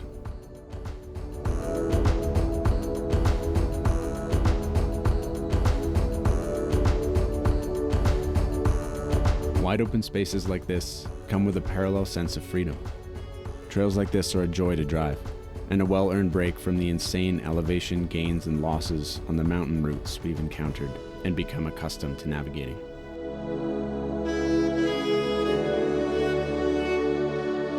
I'm just trying to figure. Oh yeah, okay. There's our pin. All right. A key. We are trying to get to the red. Well, let's do the loop. No, we want to turn left. Because we want to do that loop, yeah? We're now turning off the somewhat main road and entering the Constellation Loop. This route will allow us to witness the desert transform from a lunar gray into a Utah red.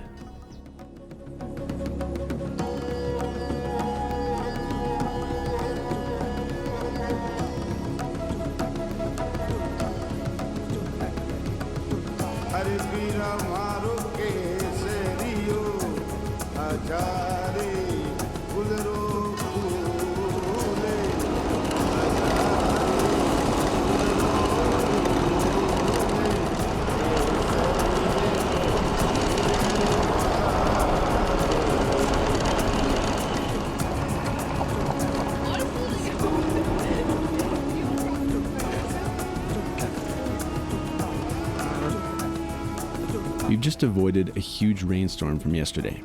It washed away any signs of vehicle presence, and the sand has a hard but damp surface. It's crucial that we stay on top of that compact layer. Our recovery out here would not be easy. These cacti may be able to withstand the harsh desert climate, but they won't stand up to the chinook on the end of a winch line.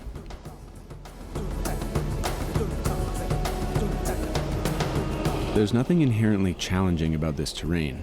The risk is the alone factor. Nothing to winch from, and apart from motorcycles, we've seen no other vehicles.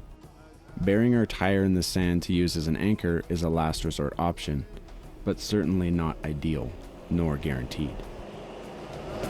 We've calculated all the risks, thought thoroughly about any consequences, and decided we're here to have fun, test the limits of ourselves and our truck, and write a memorable story. We're assessing. We're assessing. It's a pretty dry looking riverbed, but the sand could be sticky. Definitely hard on top, but we're not going to want to break through. I think speed is going to be our friend here. All right, we're going in 4-wheel drive for this one. And I also put in the rear locker. I had to use the power probe to put the locker in, but I feel better about that. A little more safe. 4 high. There we go.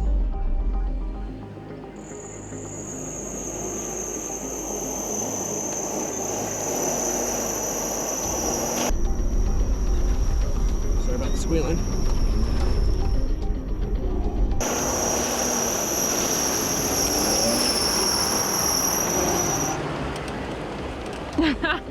Easy, man. Wow, easy.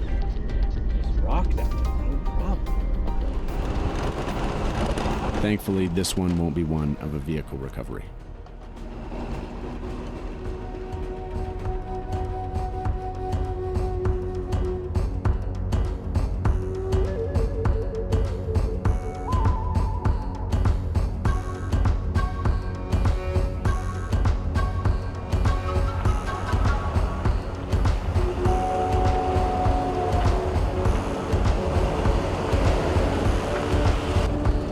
How many times do you think we've said this doesn't feel like Colombia?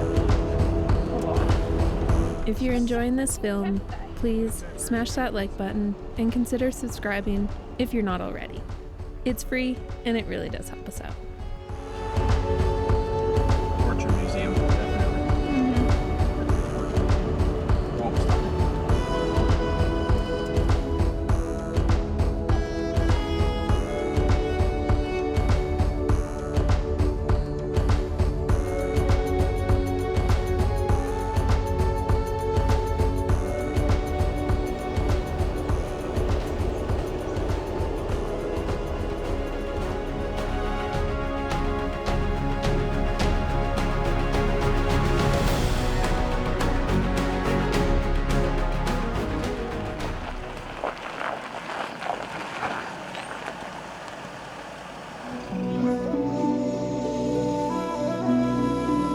A view like this, to us, is a perfect depiction of the microcosm versus macrocosm of the natural world and the universe.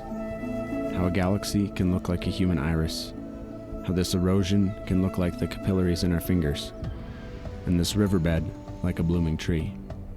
If you're awake and paying attention, things like this make you feel like you're a part of the world around you, that you're in the world, not just on it.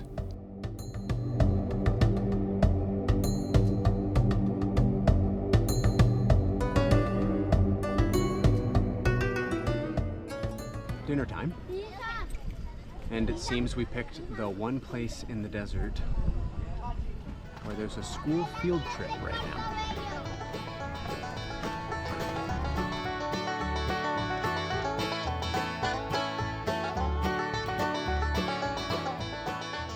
I think the tour bus, the school bus is here. Everyone's walking away now. It's so ironic. Oh, but look at this place. I mean, I'm glad they're bringing the kids here. Look how freaking cool it is. But at the same time, No tracks, almost no one. There's like wild camping everywhere. We wanted to come to this place because it was super recommended, and the view of the red desert and a shower, and it's like $5.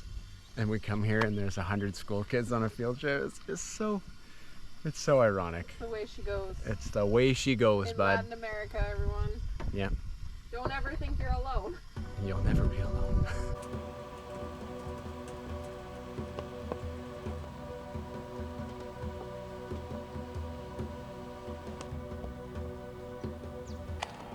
Pros.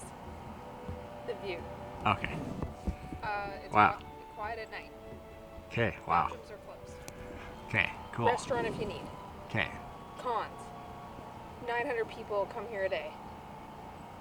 People think the Chinook is part of the show, so they walk as close as they can to it. And take pictures with it. And take pictures with it. It's hot.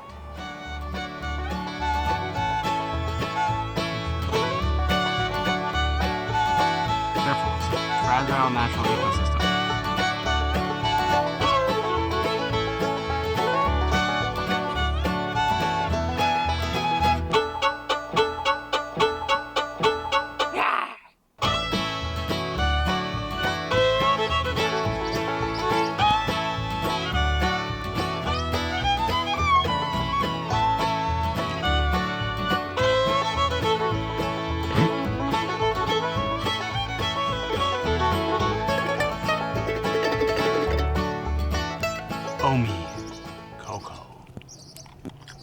Perfect for desert refreshment. Whew, sweet boy. Yummy.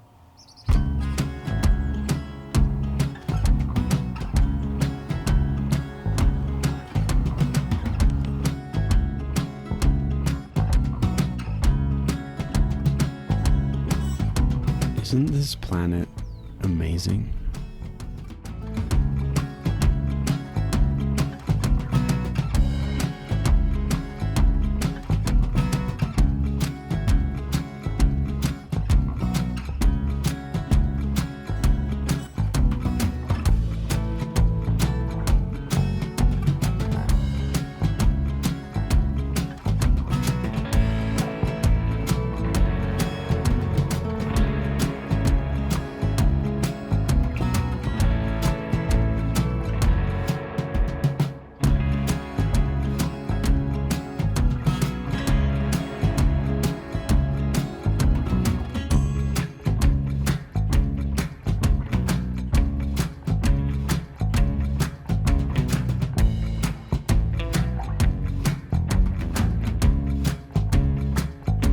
And just as our philosophical thoughts come full circle, we're greeted by the surprise encounter from other travelers we've been following online.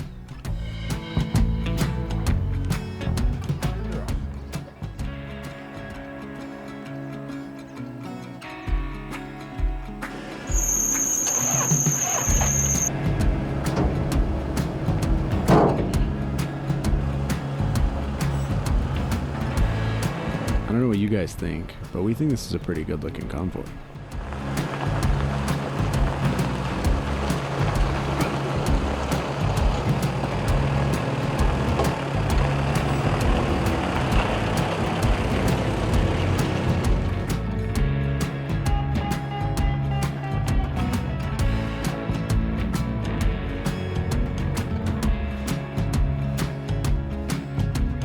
Leaving the desert is bittersweet. The daytime brought amazing views and great company. But the nights brought torrential rain, and we couldn't see the stars. So we're on to the next spot, continuing south.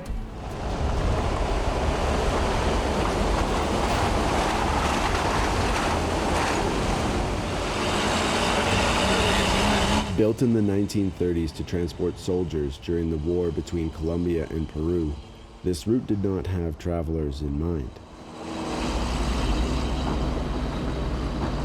That would have been bad. For this route, we're joined once again by Max and Nikki from Go Alone.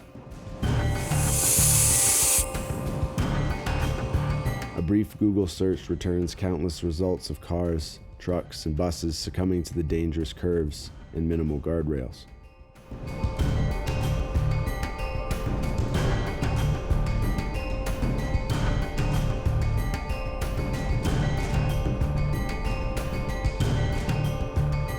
There are no obvious obstacles except the sheer drops and the hairpin turns. Although other drivers who traverse this road on a daily basis pose the biggest threat. As long as you keep your vehicle tire side down and your wheels on the road, this just feels like another day in Colombia. So far.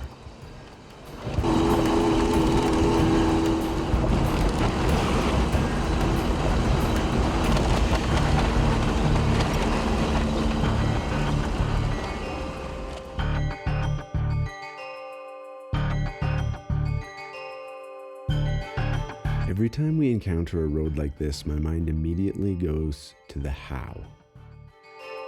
How did this road begin? Was it a horse track?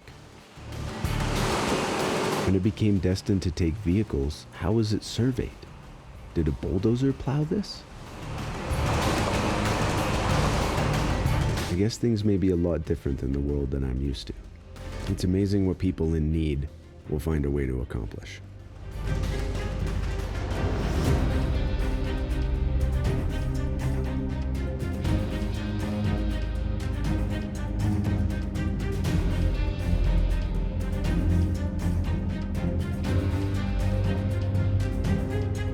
Curves that throw your equilibrium out the window. You feel as though you're traveling backwards, because sometimes you are. The road folds through and over itself like the contents in a pot of spaghetti.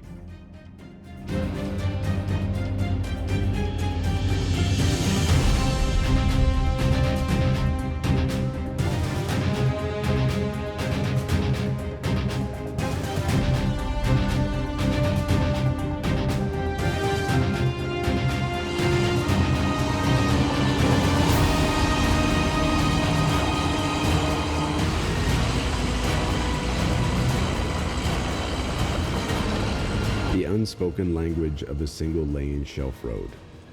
If you're bigger, sure, you go first. If you're traveling uphill, yes, you can have the right of way. If you're a full-size truck carrying 12 cows and passengers hanging off each corner, absolutely, I'll back up for you. Taxis, however, they don't speak the same language. They'll make sure those passengers make it to their destination as quick as possible, even if that means passing you on a single-lane track.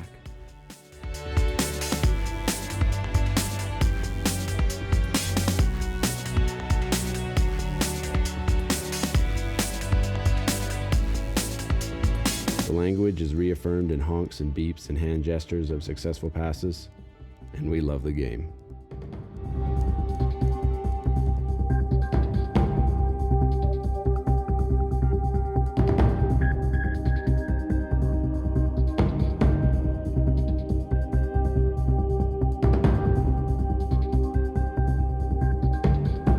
As the crow flies, we've traveled very little distance, despite driving for hours already. The prospect of having to find camp on this road is looming in the back of our minds.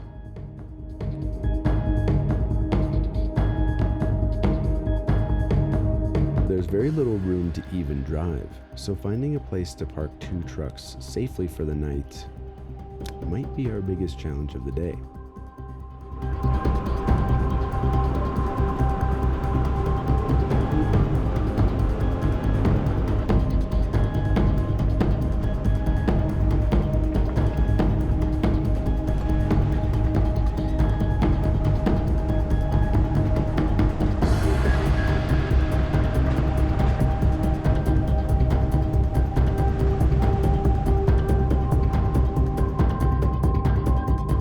Frequent landslides have taken many lives over the years.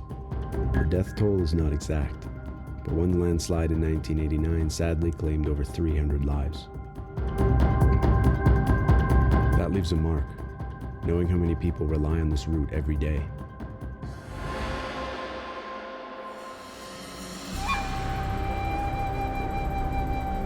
Unlike the death road in Bolivia that has a new road built to bypass it, the Trampoline is the only east to west route for the surrounding 300 kilometers.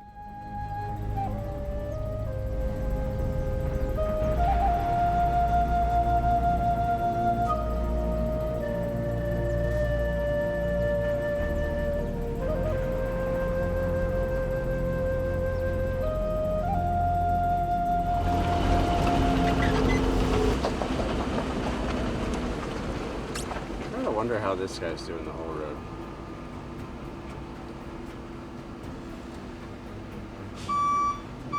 Oh. Guardrail has left the chat. Have lunch in the clouds? Yeah, it's definitely going to be in the clouds. Where? Somewhere here it says there's an abandoned police station. Yep, there it is.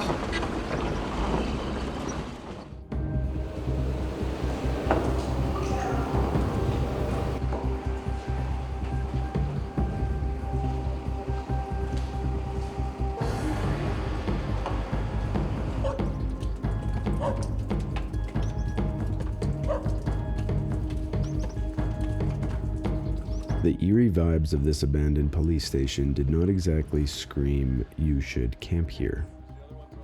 So we carried on. There's the view. Way out there. This road is honestly so fun. It's fun doing it with other people too. If you're enjoying this film, please smash that like button and consider subscribing if you're not already. It's free and it really does help us out. I think this gets a little hyped up by blogs and news articles. But we were still playing dramatic music in our heads while we drove it.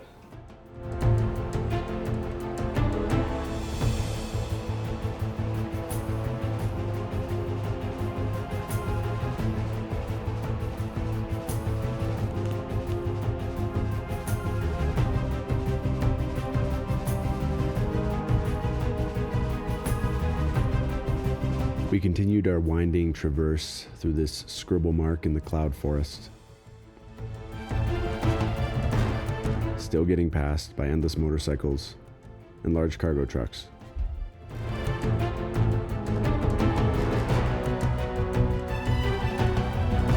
The remnants of landslides, broken guardrails, and sheer edges are a stark reminder of how one mistake can mean death.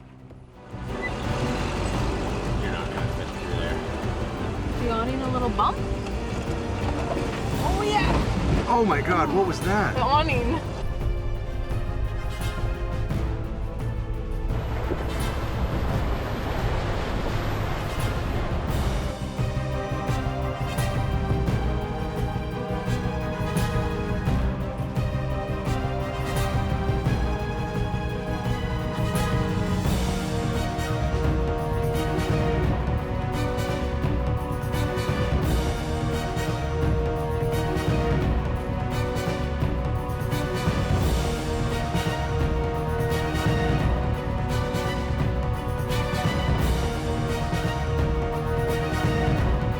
Our first potential campsite was this small pullout on the side of the road, but it left us feeling too exposed.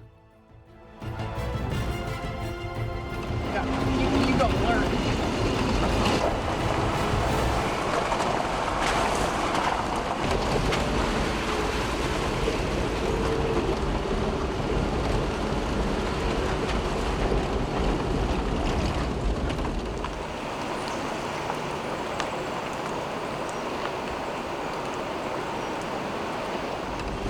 Curva Pelagrosa? Curva Pelagrosa. And rumbles!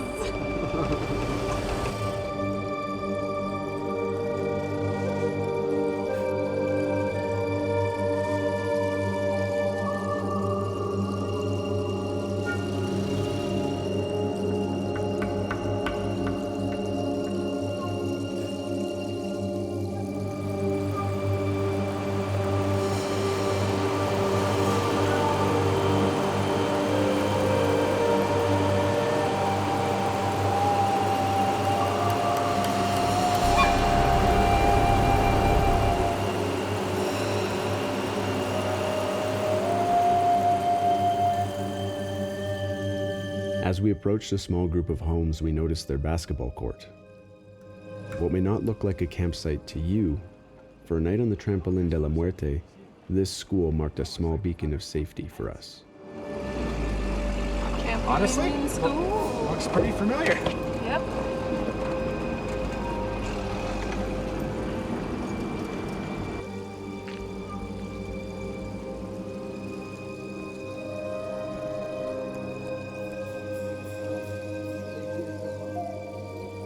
The feeling of safety was mostly marked by this wizardly-looking character who also spent the night at the school.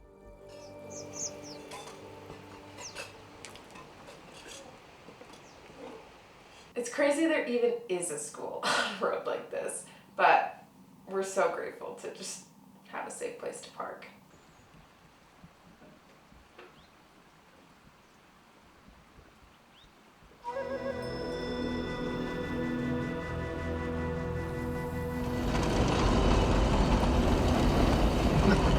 Well, we got kicked out of our schoolyard. Yeah, it turns out the school is actually in session. Yeah. So, yeah, it's coffee on the road and don't have to-go mug. So, French press at your feet. We're doing it. Just make it smooth, okay? Day 2 on the death road. Will we make it to the end? Who knows at this point?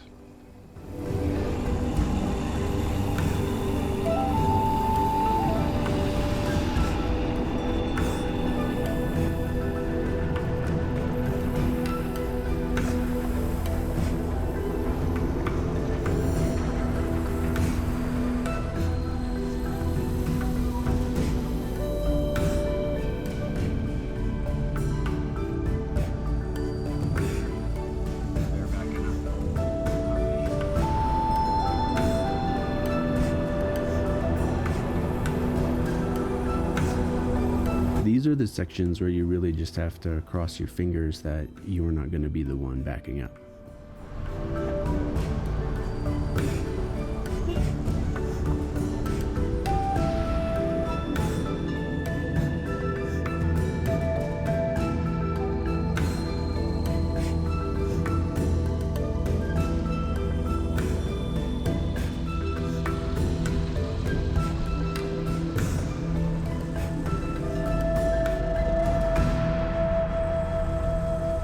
After hundreds, if not thousands, of hairpin turns and sheer drops, we finally hit pavement. That they leave on us when we ultimately end up leaving. So to me, I feel like the whole point of traveling is you go out. Doing hard things is way better with company. It was awesome to be accompanied by Max and Nikki on this route. What we didn't know is that completing Colombia's death road wouldn't be the biggest surprise of the day. Back on the camp hunt, hopefully it'll be a little more fruitful than yesterday. We shall see.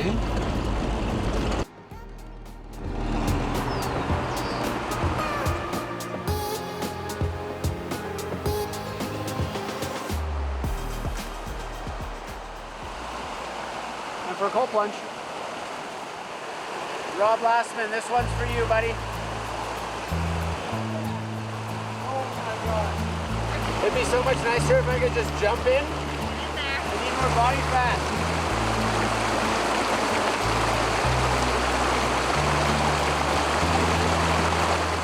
We're at 3,000 meters of elevation, so this little stream felt like a glacier. Oh my god! Although it was probably only 7 or 8 degrees.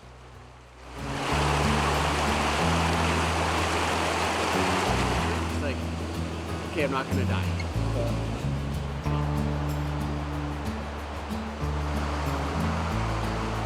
The road might clip to whatever, and like it would give obviously some better audio quality. Nikki, do you want to tell us what the heck we got going on in the pot here?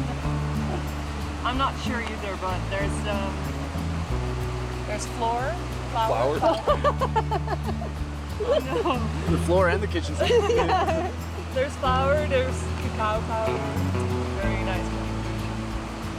Some baking powder, salt, sugar, and I just put instant coffee in. Nice! I think Chocolate it's coffee nice. cake. Yeah. Cool. And I'm missing some ingredients too, so we'll see. And way more comfortable. What's the best way to celebrate completing the Trampoline de la Muerte, you ask? Well, to us, it's having a surf and turf feast cooked over a fire that wouldn't be complete without a pot cake. We both look at each other. I was like, I smell something. Yeah. So, ooh, that's nice.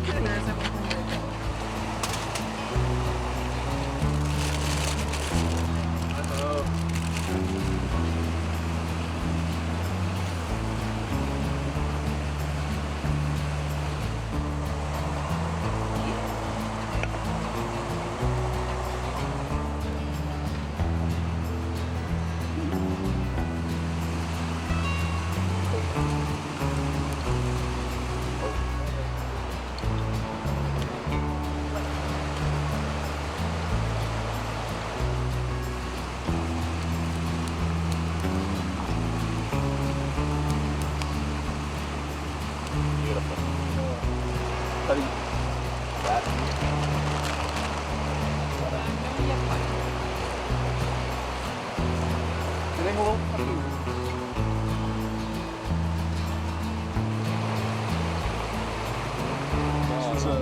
No, I think it's fine, honestly. I'm so stoked. Triple layered hot cake. Yes! Yeah, almost. Look at that!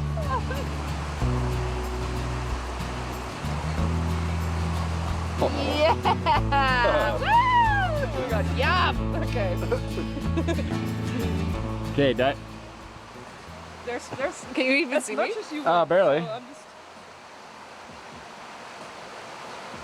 oh my god! Ah! It's so good! What the heck?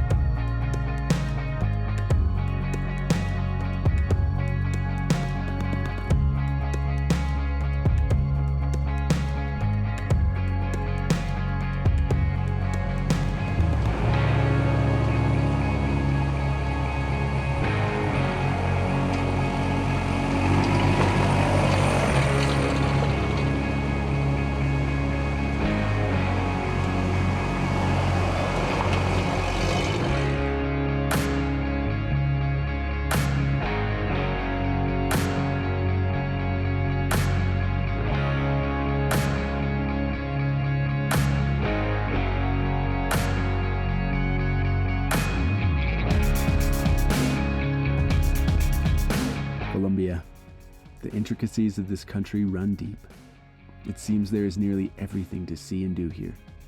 From the Pacific to the Caribbean, the Andean mountains to the jungles of the Amazon, it would take a lifetime to see it all. We are so thankful to have seen and experienced what we did in 8 weeks. A place we will gladly return. I hope by now we've earned your subscription. Thank you so much for being here.